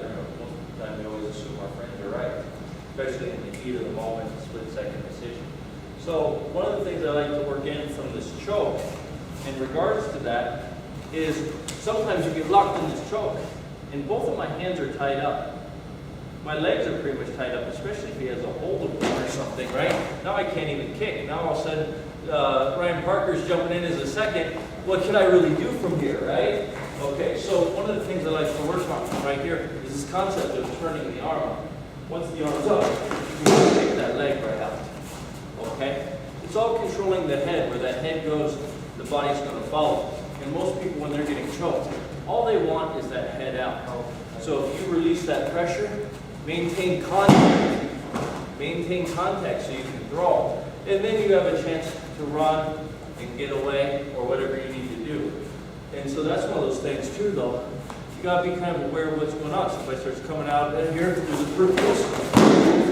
And then you're ready to move, run, hit that person head on, whatever you got to do. If there's more than one, probably hitting through the door might be the best bet. Depending on how hard you threw that guy. If he's not getting up, then okay, maybe. Okay? So just try that from the choke. Push the arm out and kick that leg out. Okay? Right? You're afraid of your size. They're afraid. You know, probably try to de-escalate it with words. What do you think you're doing? Let go of him. Stop it. You know, especially a lot of times women will start off that way. What do you think you're doing? but don't think they won't jump on your back. That's her husband, she'll jump on your back. Okay, she'll scratch at you, she'll hit you, she'll find something to hit you with. So that's just one of those things. If you know, we're out, you got somebody who's more willing to fight, maybe they've been drinking, they're looking for a fight already. If you start choking him, I wanted to fight anyway, I probably won't give you any kind of warning. Just hit. That's something else I feel like we don't do enough of in the dojo is situational training. Because a lot of fights will happen this way, where you two are arguing, and all of a sudden, I'm with them, and yeah, or you and I are together, you two are arguing, and I'll start doing this. I'll start doing this. Well, all your focus is here, and you're yelling, and the next thing you know, I'm looking for this shot here. And so there's some situational training things that you can do to build that skill as well. But the key thing is when you start training Bunkai, to try to make a habit of looking at what's going on around you, of looking up. A lot of times when we're learning the techniques, we stare at the arm that we're doing the joint lock to, and we have no awareness of even the person we're fighting, their other limbs, let alone anyone around us. So you gotta learn to focus a little, or spread your view out a little bit more, and that's hard. Until you really drill the techniques. So I would take your top 5 favorite techniques and train them with almost like what you did, where you had a person on each side, where you know someone else is coming in at the end of that technique, right? Okay, any questions about that outside application? So I'm dealing with some choking, some blocking, some different things. But everyone was good there? Good there, good there, good there, okay. Does anybody have any kata questions they want to go over, anything verbally short or anything? Because that's what I know. Now, let's keep going through some of these techniques. You guys showed me in class that when you get towards the end, how do you do? Yeah. So you come here. And the first time I asked what that was, I got this. The guy throws a punch, and you block and kick and elbow when he falls down, and then he kicks at you. You're supposed to have both legs facing you. So you got to kick, kick, That's probably not the most likely scenario. So what I found from studying and watching the Okinawans especially, a lot of times these type of movements, if they're shikodachi, they're normally attacking their body this way. If they're zen and shorter, they're normally attacking the arm. Okay? If you're on the inside, you can attack this way, which leads you to this type of switch we did earlier. You can see how that leads me to the second position. If you're on the outside, then you've got a joint lock. But normally that's what you're looking at here. Since I know it, there's a great application for this, where it kicks out the legs, elbow, choke the person with the gi. And gi chokes were very popular back in the day because everyone wore kimono. They're a little less popular now. But in Minnesota, you coach choke them. Yes. So. You know, it's amazing to me that BJJ didn't start in Minnesota. We have ice, 6 months out of the year. Coach to choke people with, so I don't know how it wound up in Brazil. Yeah, tropical climate. Yeah, nothing to use. Yeah, that's true. Okay. Yeah, but good question. And a lot of times those type of movements will throw you off. The ones that used to really throw me off is where the hands are going in opposite directions. Because, especially as a younger person, I'm like, what are we doing? Are we fighting two people here? Oh, you have one hand coming back, the other hand coming forward. And actually on that move, when I was doing Ryuku Kempo, that Godan showed us a great one here, where you break the arm and strike the groin, okay? You can start out there. That's why I've got 2 hits and balance. 2 hits and balance. So again, this hits, now it pulls. This breaks, this hits again, down low to the groin. Okay, Hajime. That move, especially, you do from all kinds of different stances. Feet together, Nekowashi dachi, Yaname Zikutsu dachi. You have all different stances. So your stance changes the application. Like I said, different stances are used for different things. I normally use Name's and Futsudachi as a way of either angling out of the way of an opponent or disbalancing an opponent for a throw. So your basic concept with the stances are if he punches, offline and strike, or if he throws his haymaker, balance. Balance. Okay? So, getting back to this move, and your Name Dachi, if he throws the haymaker, here, break, and throw. Let go of the arm. Okay? So this one here, boom, I always strike and no comment. Let's strike first. This is here, right? This is here. Your stance creates your throw. This way. Okay? So this pulling, instead of the first time we pulled, we broke low. This time we're pulling to break high. Still the same pulling. This time instead of striking, we're closer. Right? Maybe the fight was here, and we're closer. So now my technique is throwing this way. Don't straighten the arm first. People make this mistake all the time with throws, is they try to push the person over their leg this way. There's no strength. It's all anterior deltoid. You keep your arm bent, just like our down block. It's bent, bent, comes down here. Now it's all lateral, much stronger. You can try it with your partner. Push, arm straight. You'll feel it in your shoulder. You'll feel really weak and achy. And then if you go this way, you'll feel it pulling with the lat. You'll be a lot stronger. It's man. You don't normally train together, so it takes a little while to build up trust. But noticing you're naturally trying to protect that elbow. People in the street are going to do that too, especially when they feel pain. So that's why you want to do joint lock flow drills. Okay? And it's not that you're going to do all these joint locks, but you could if you had to go from one to the other. So we start out here. This hurts, so we straighten his arm, we break. This hurts, so we move this way, right? And so the goal is to break on the first one, but if he defends, you know how to move right away. So normally, if you do any type of lock across the shoulder, if he bends, you turn, and then you just have a shoulder lock. Now this one's a little tricky, okay? Because of your positioning, you happen to be here. So then you have to use that footwork that Sensei showed a minute ago, okay? So just tying it right back in. This time instead of using punches, we're using joint locks. Now that's the nice way too, by the way. I'll show you guys something a little different, but don't do it. Okay? So here, okay, when he goes to bend, I can kick this out on the way, or what's even worse, kick this way, right? Because then you're slamming them, tearing the shoulder, ruining their movement. Okay? But for now, you can just step up, step back. Okay? But anytime you feel this resistance, you turn. Notice how I never lose contact.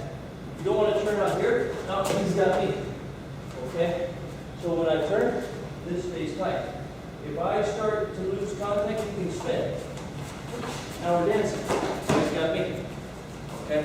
So when you're here, this stays tight. Keep this hold tight so that he never gets that opportunity to resist. If you feel them start trying to spin, you can prevent it by holding onto the elbow. This prevents it. If you're here, you can spin if I don't have it tight. Okay? So just a little information about the Shihonage lock. Okay. Thank you. And joint locks, learning how to control the arms or different things. But most fights eventually end up in a grapple. The person gets hit, they want to grab and wrestle. Watch any professional fight, that's basically the way it goes. Even in boxing, they've been hit with a minute, they grab. And so that's where your joint locks really come in, is once they grab you, you're in that grapple. If nothing else, just bending the wrist enough to get back to your strikes. You don't necessarily have to break the wrist. If I got somebody big and I hit him and then he grabs me, now I'm back to my strikes. Then what I did was just a basic wrist bend. Now if I get tight enough, can I break it? Maybe. But I just reach my hand to strike. That's a lot of times more of what it's going to be used for. But you got to get the basics. Just quick range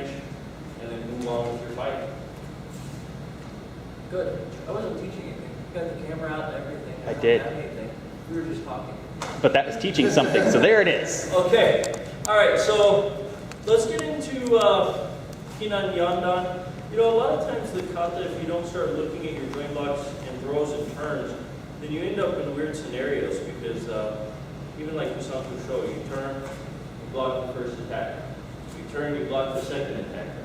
You turn, you block the third attacker, and now you throw your first punch. Well, what are these two guys doing here? Okay, so you gotta have some sort of a block strike, something going on in there. Kinan Yandan, I really like this movement into this movement. This is something, again, Sensei used to teach as well, was that reverse arm bar. So you throw a punch, break the arm here. See here, you get a nice wrench, shoulder wrench, all these different things. Throw a haymaker. This hits. This is a glancing elbow, snap. If you get the arm straight, you get a nice break. That's how you have to turn enough to keep that, again, that second punch off of him. If you come in here and he does what he did a minute ago and you bend, you go right to the next move of the kata, which is your X block. But when you have the shoulder, it turns. Now, if you have somebody in this type of a wrench, which is what we were just doing, he might try to punch, right? Oh, man, got it. Punch. No. So, if you're in here and you get to this position, always turn your shoulder. Because if I stay here and he's fighting me and he starts punching, I'm going to get hit. If I simply turn my shoulder, now I can still wrench the shoulder. I can take the head, throw. There's a lot I can do from right there, okay? Notice again, the key being always with these joint locks is to neutralize the other punch. So you wrench the shoulder, he starts to turn. I turn this way. I'm not turning my body. You don't want to step because it didn't affect him. He's still strong. Okay, you want to turn him. All right? So again, that's just going 1, 2. Okay? That is arm drags and controls and techniques. And the thing is, when you move the arm, you get better positioning for your strikes, throws, locks, anything of this nature. So if he throws like a haymaker, right? And I block and hit him, now he throws another punch, and now we're just in here fighting it. This sort of thing, right? If he throws that haymaker, now got his back in here, right? So my chances of winning go way up because he doesn't have a target, okay?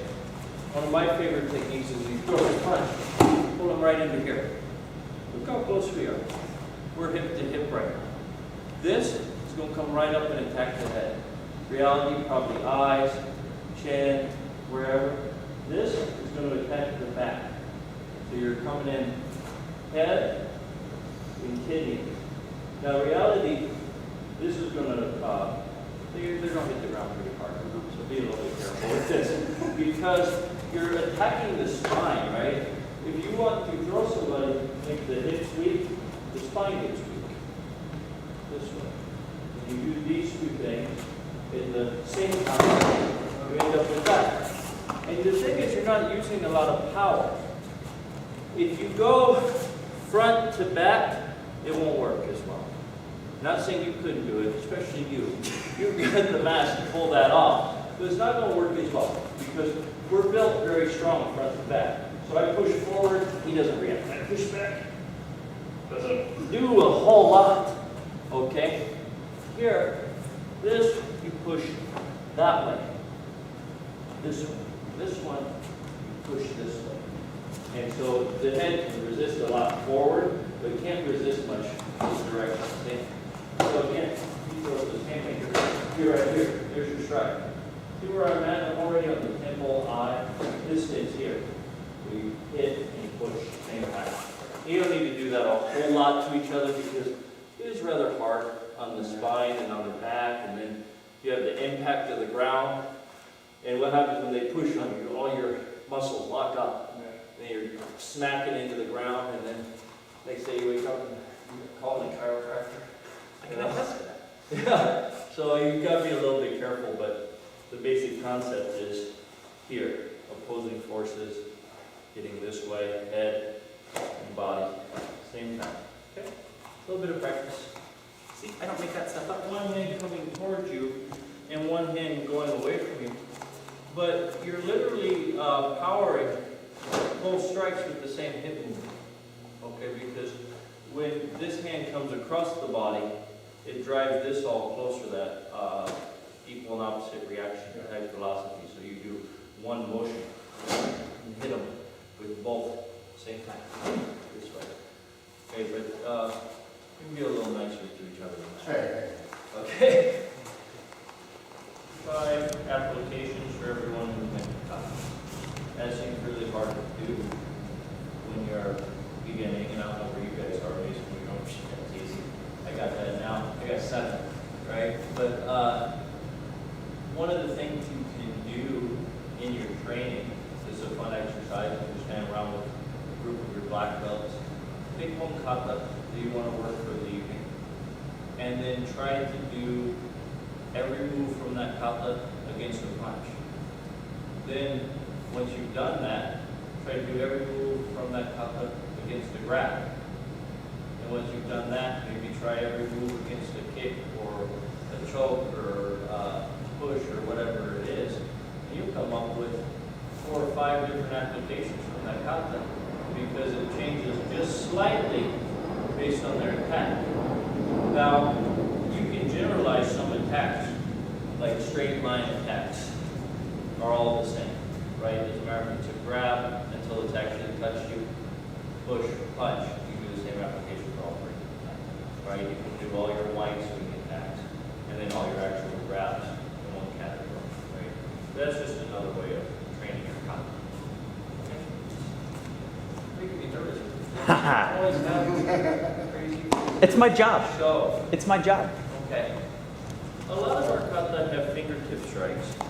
And we've all seen the videos of the Wei Chun masters breaking 5 boards with their fingers. I would love to be able to do that, but I'm not there yet. I don't know how you guys are. Okay, so there is what we believe to be the original interpretation of kata, but it's also a martial art. And there's not much point of having an application that won't work for you, that you can do in a fight. And Sensei Merriman mentioned that yesterday. The only wrong application is the one that doesn't work. Now, we shouldn't lose tradition. We should be able to teach and tell people, yes, used to, or still do have huge callous fingers and they can drive them right through you, but we also have to have something that works for us. So when I look at my Nuki-te, can I borrow you? Yeah, that's a good idea. This is getting into the deck. Okay, so when you look at your Nuki-te, a couple of things. Maybe you catch with a punch. You can strike to the throat. Most of us can strike to the throat. Most of us can jab to the eye. Most of us would step in here and do this, right? I like to look at it a lot of times. It's not striking with the finger, but again, striking on up the arm. So then you take a kata like Pinan Shodan or Kusan Kudai, right? He throws a strike. Again, you're coming right through the person, using your stance to disbalance and creating a throw. Now let me explain how that throw works a little bit. The pullback brings this down. Okay, if he's standing straight and I just try to step in and hit, that doesn't work super great. Not saying you couldn't pull it off again, but it doesn't work super great. This has to come down. Okay, this, as it hits, is going to hit into the body, but this is going to come under the chin. See how that takes the balance? And then what I'll normally do for the icing on the cake is I step through with my body. So I actually point my fingers down and create a fulcrum across the shoulder to lift the chin. Okay? So this is here. Again, it keeps being stronger. I'm not really getting more. Fulcrum. Okay? You can take somebody and as a way of training this, come right up next to them and just practice the chin. Just practice this fulcrum. Okay? But again, he throws a punch. Okay? You can hit. You come through with that thumb and your thumb strong. Just depends on what you guys do. Okay? try that? We'll send each other to mark. I'll show you a drill that we do to start teaching the basics of the Renshi Shodan application. And the nice thing about this drill, I'm looking at all black belts. How many of you have students that you teach? Okay, so when I'm teaching students, a lot of times I'll teach them the kata, and I've got one of these drills for each one of the Renshi and each one of the pina. And I'll do this when I'm teaching the kata. I don't require them to memorize it, we just drill it. And it gives them something to picture when they're doing their kata, why they're doing the moves. Now, the Renshi Shodan one does a neck twist on this first move. For the kids, I teach them just pull the head down because I don't want the responsibility of teaching 8-year-old kids to twist the neck. So, you got to modify it sometimes with some of the more vicious moves, okay? But we'll go slow the first time. Ready? Mike. Block, elbow, elbow, pull, and twist. Block, punch. Just like the kata. Single, double, back knuckle. Now your sweeps are kicks, block, strike, sweep, and then step and punch. Offline, double punch. Just like the kata here. Everybody see the moves of the kata? And then when you get better at it, you go at a much faster pace. Okay? So let's just do the first part here. First movement is block, grab, elbow to the ribs. Bring this up, elbow to the face, and twist. So let's do this. Let's get 2, one on each side here. Okay, we'll have the side facing the mirror, go to Kamai. Okay. Step in, punch. My side's going to step out, block the arm. Grab, elbow the ribs, bring it up, elbow the head, and then twist the head and pull back. Yeah, the only thing you missed in there is when you bring this up, you're actually going to move the arm. Yeah, and later on that can lead, you got the shoulder. That can lead to shoulder launch and wrist launch, things like this. But anyways, good. Okay, so ready? Let's go again. That's like you might. 1, step out, block. 2, elbow, bring it up, elbow, twist. Good. Okay. Let's do the other side, and I'll have you guys just practice that part for a minute. Ready? Opposite side, combine. Step out, block. Grab, elbow. Come up, elbow, twist. Good. There you go. Good. Now again, ready? Block 1. Grab, elbow. Come up, elbow, twist. Good. Okay, so go ahead and practice that on your own, at your mate. This in the kata is down block, punch. Okay, it's going to be just slightly different than that because the attacker is in front. So let's just show them real quickly. So I just did the elbow twist. He's going to kick. So I'm going down block off the rear hand, straight punch. Okay, then comes the next part of the kata. You guys are all about it. So from here, in the kata, the hand that punches blocks, opposite hand blocks, and this is a low strike, and back up. Always get the double block is one hand blocking, one hand strike. If the attack's low, you block low, strike high. If the attack's high, you block high, strike low. And getting hit in the bladder is really uncomfortable. So that's you go below the abs, going for that bladder. Okay, so again, let's just start from the pull. So he kicks, block, punch. Now he's going to punch over. The hand that threw the punch from me is going to block. He punches again, double. So this is a nice strike here to that bladder. This is going to pull him down. You're going to strike. This is good for teaching your students hand speed using the Renshi kata. So he kicks. Okay, you're in there quick. And notice what I did here too, not straight down because he can punch it. So, cross. Eventually you have to let him punch again, but otherwise the drill's boring. But this is quick strike. Okay, so again, let's go that sight in mind. We'll do the whole thing from the beginning. Ready, block. Elbow. Circle up. Elbow. Pull down. Twist the neck. Yeah. Now you're going to kick off the back leg. Block. And now we're going to punch. You're going to inside the middle block. Block straight across. Other hand. No, we're punching. We're punching here. So you're going to punch here. And you're going to sit it on the way up, on the way back down. So you side kick to the knee. Okay, now as I step back, he's going to step in, punch. I'm going to block again. Side kick to the knee, strike. Okay? Strike first, then side kick. Work along that. Now this last one, he steps in, punches, double strike. Okay, you're moving offline. No worries, you're moving offline, and that's just your fighting and striking. Okay, so again, from right here, a side kick, he steps in, punches. Up, strike, side kick, move out of the way, and hit. Okay? So that's your basic, that's just the first one, not Cool. We were just talking about in Dojo, they do a lot of these kata. Where you're just training the moves of the kata with the partners. I like to teach them, like they're always, my students starting to think about this, not always look at the opponent to the side, step out, block, the attacker's in front. But it takes a little practice to get the drill down. Go ahead, Edgemate.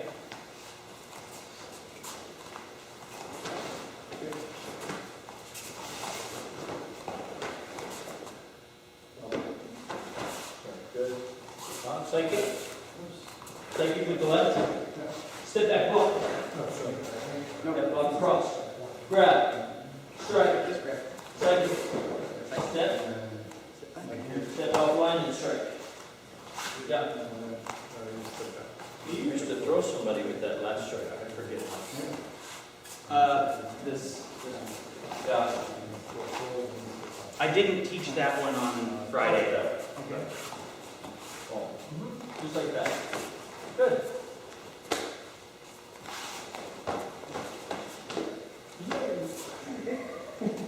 Step back.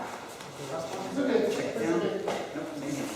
Hand up off your And breath. then kick. Step I out. kick with the other leg. Down block, yep, punch. Cross. Near one is 1, 2, grab on top, pull down, strike. Good. Side kick with the knee. Other leg.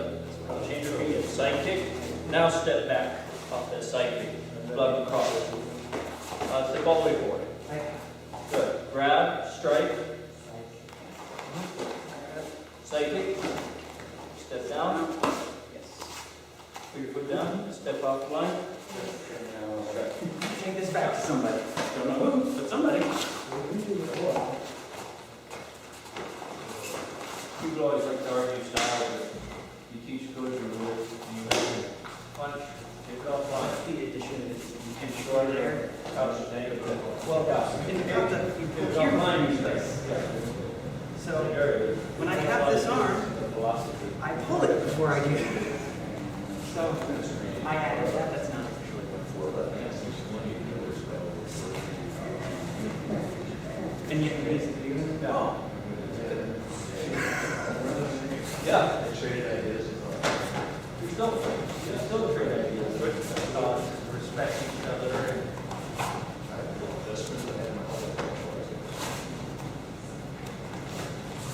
You do.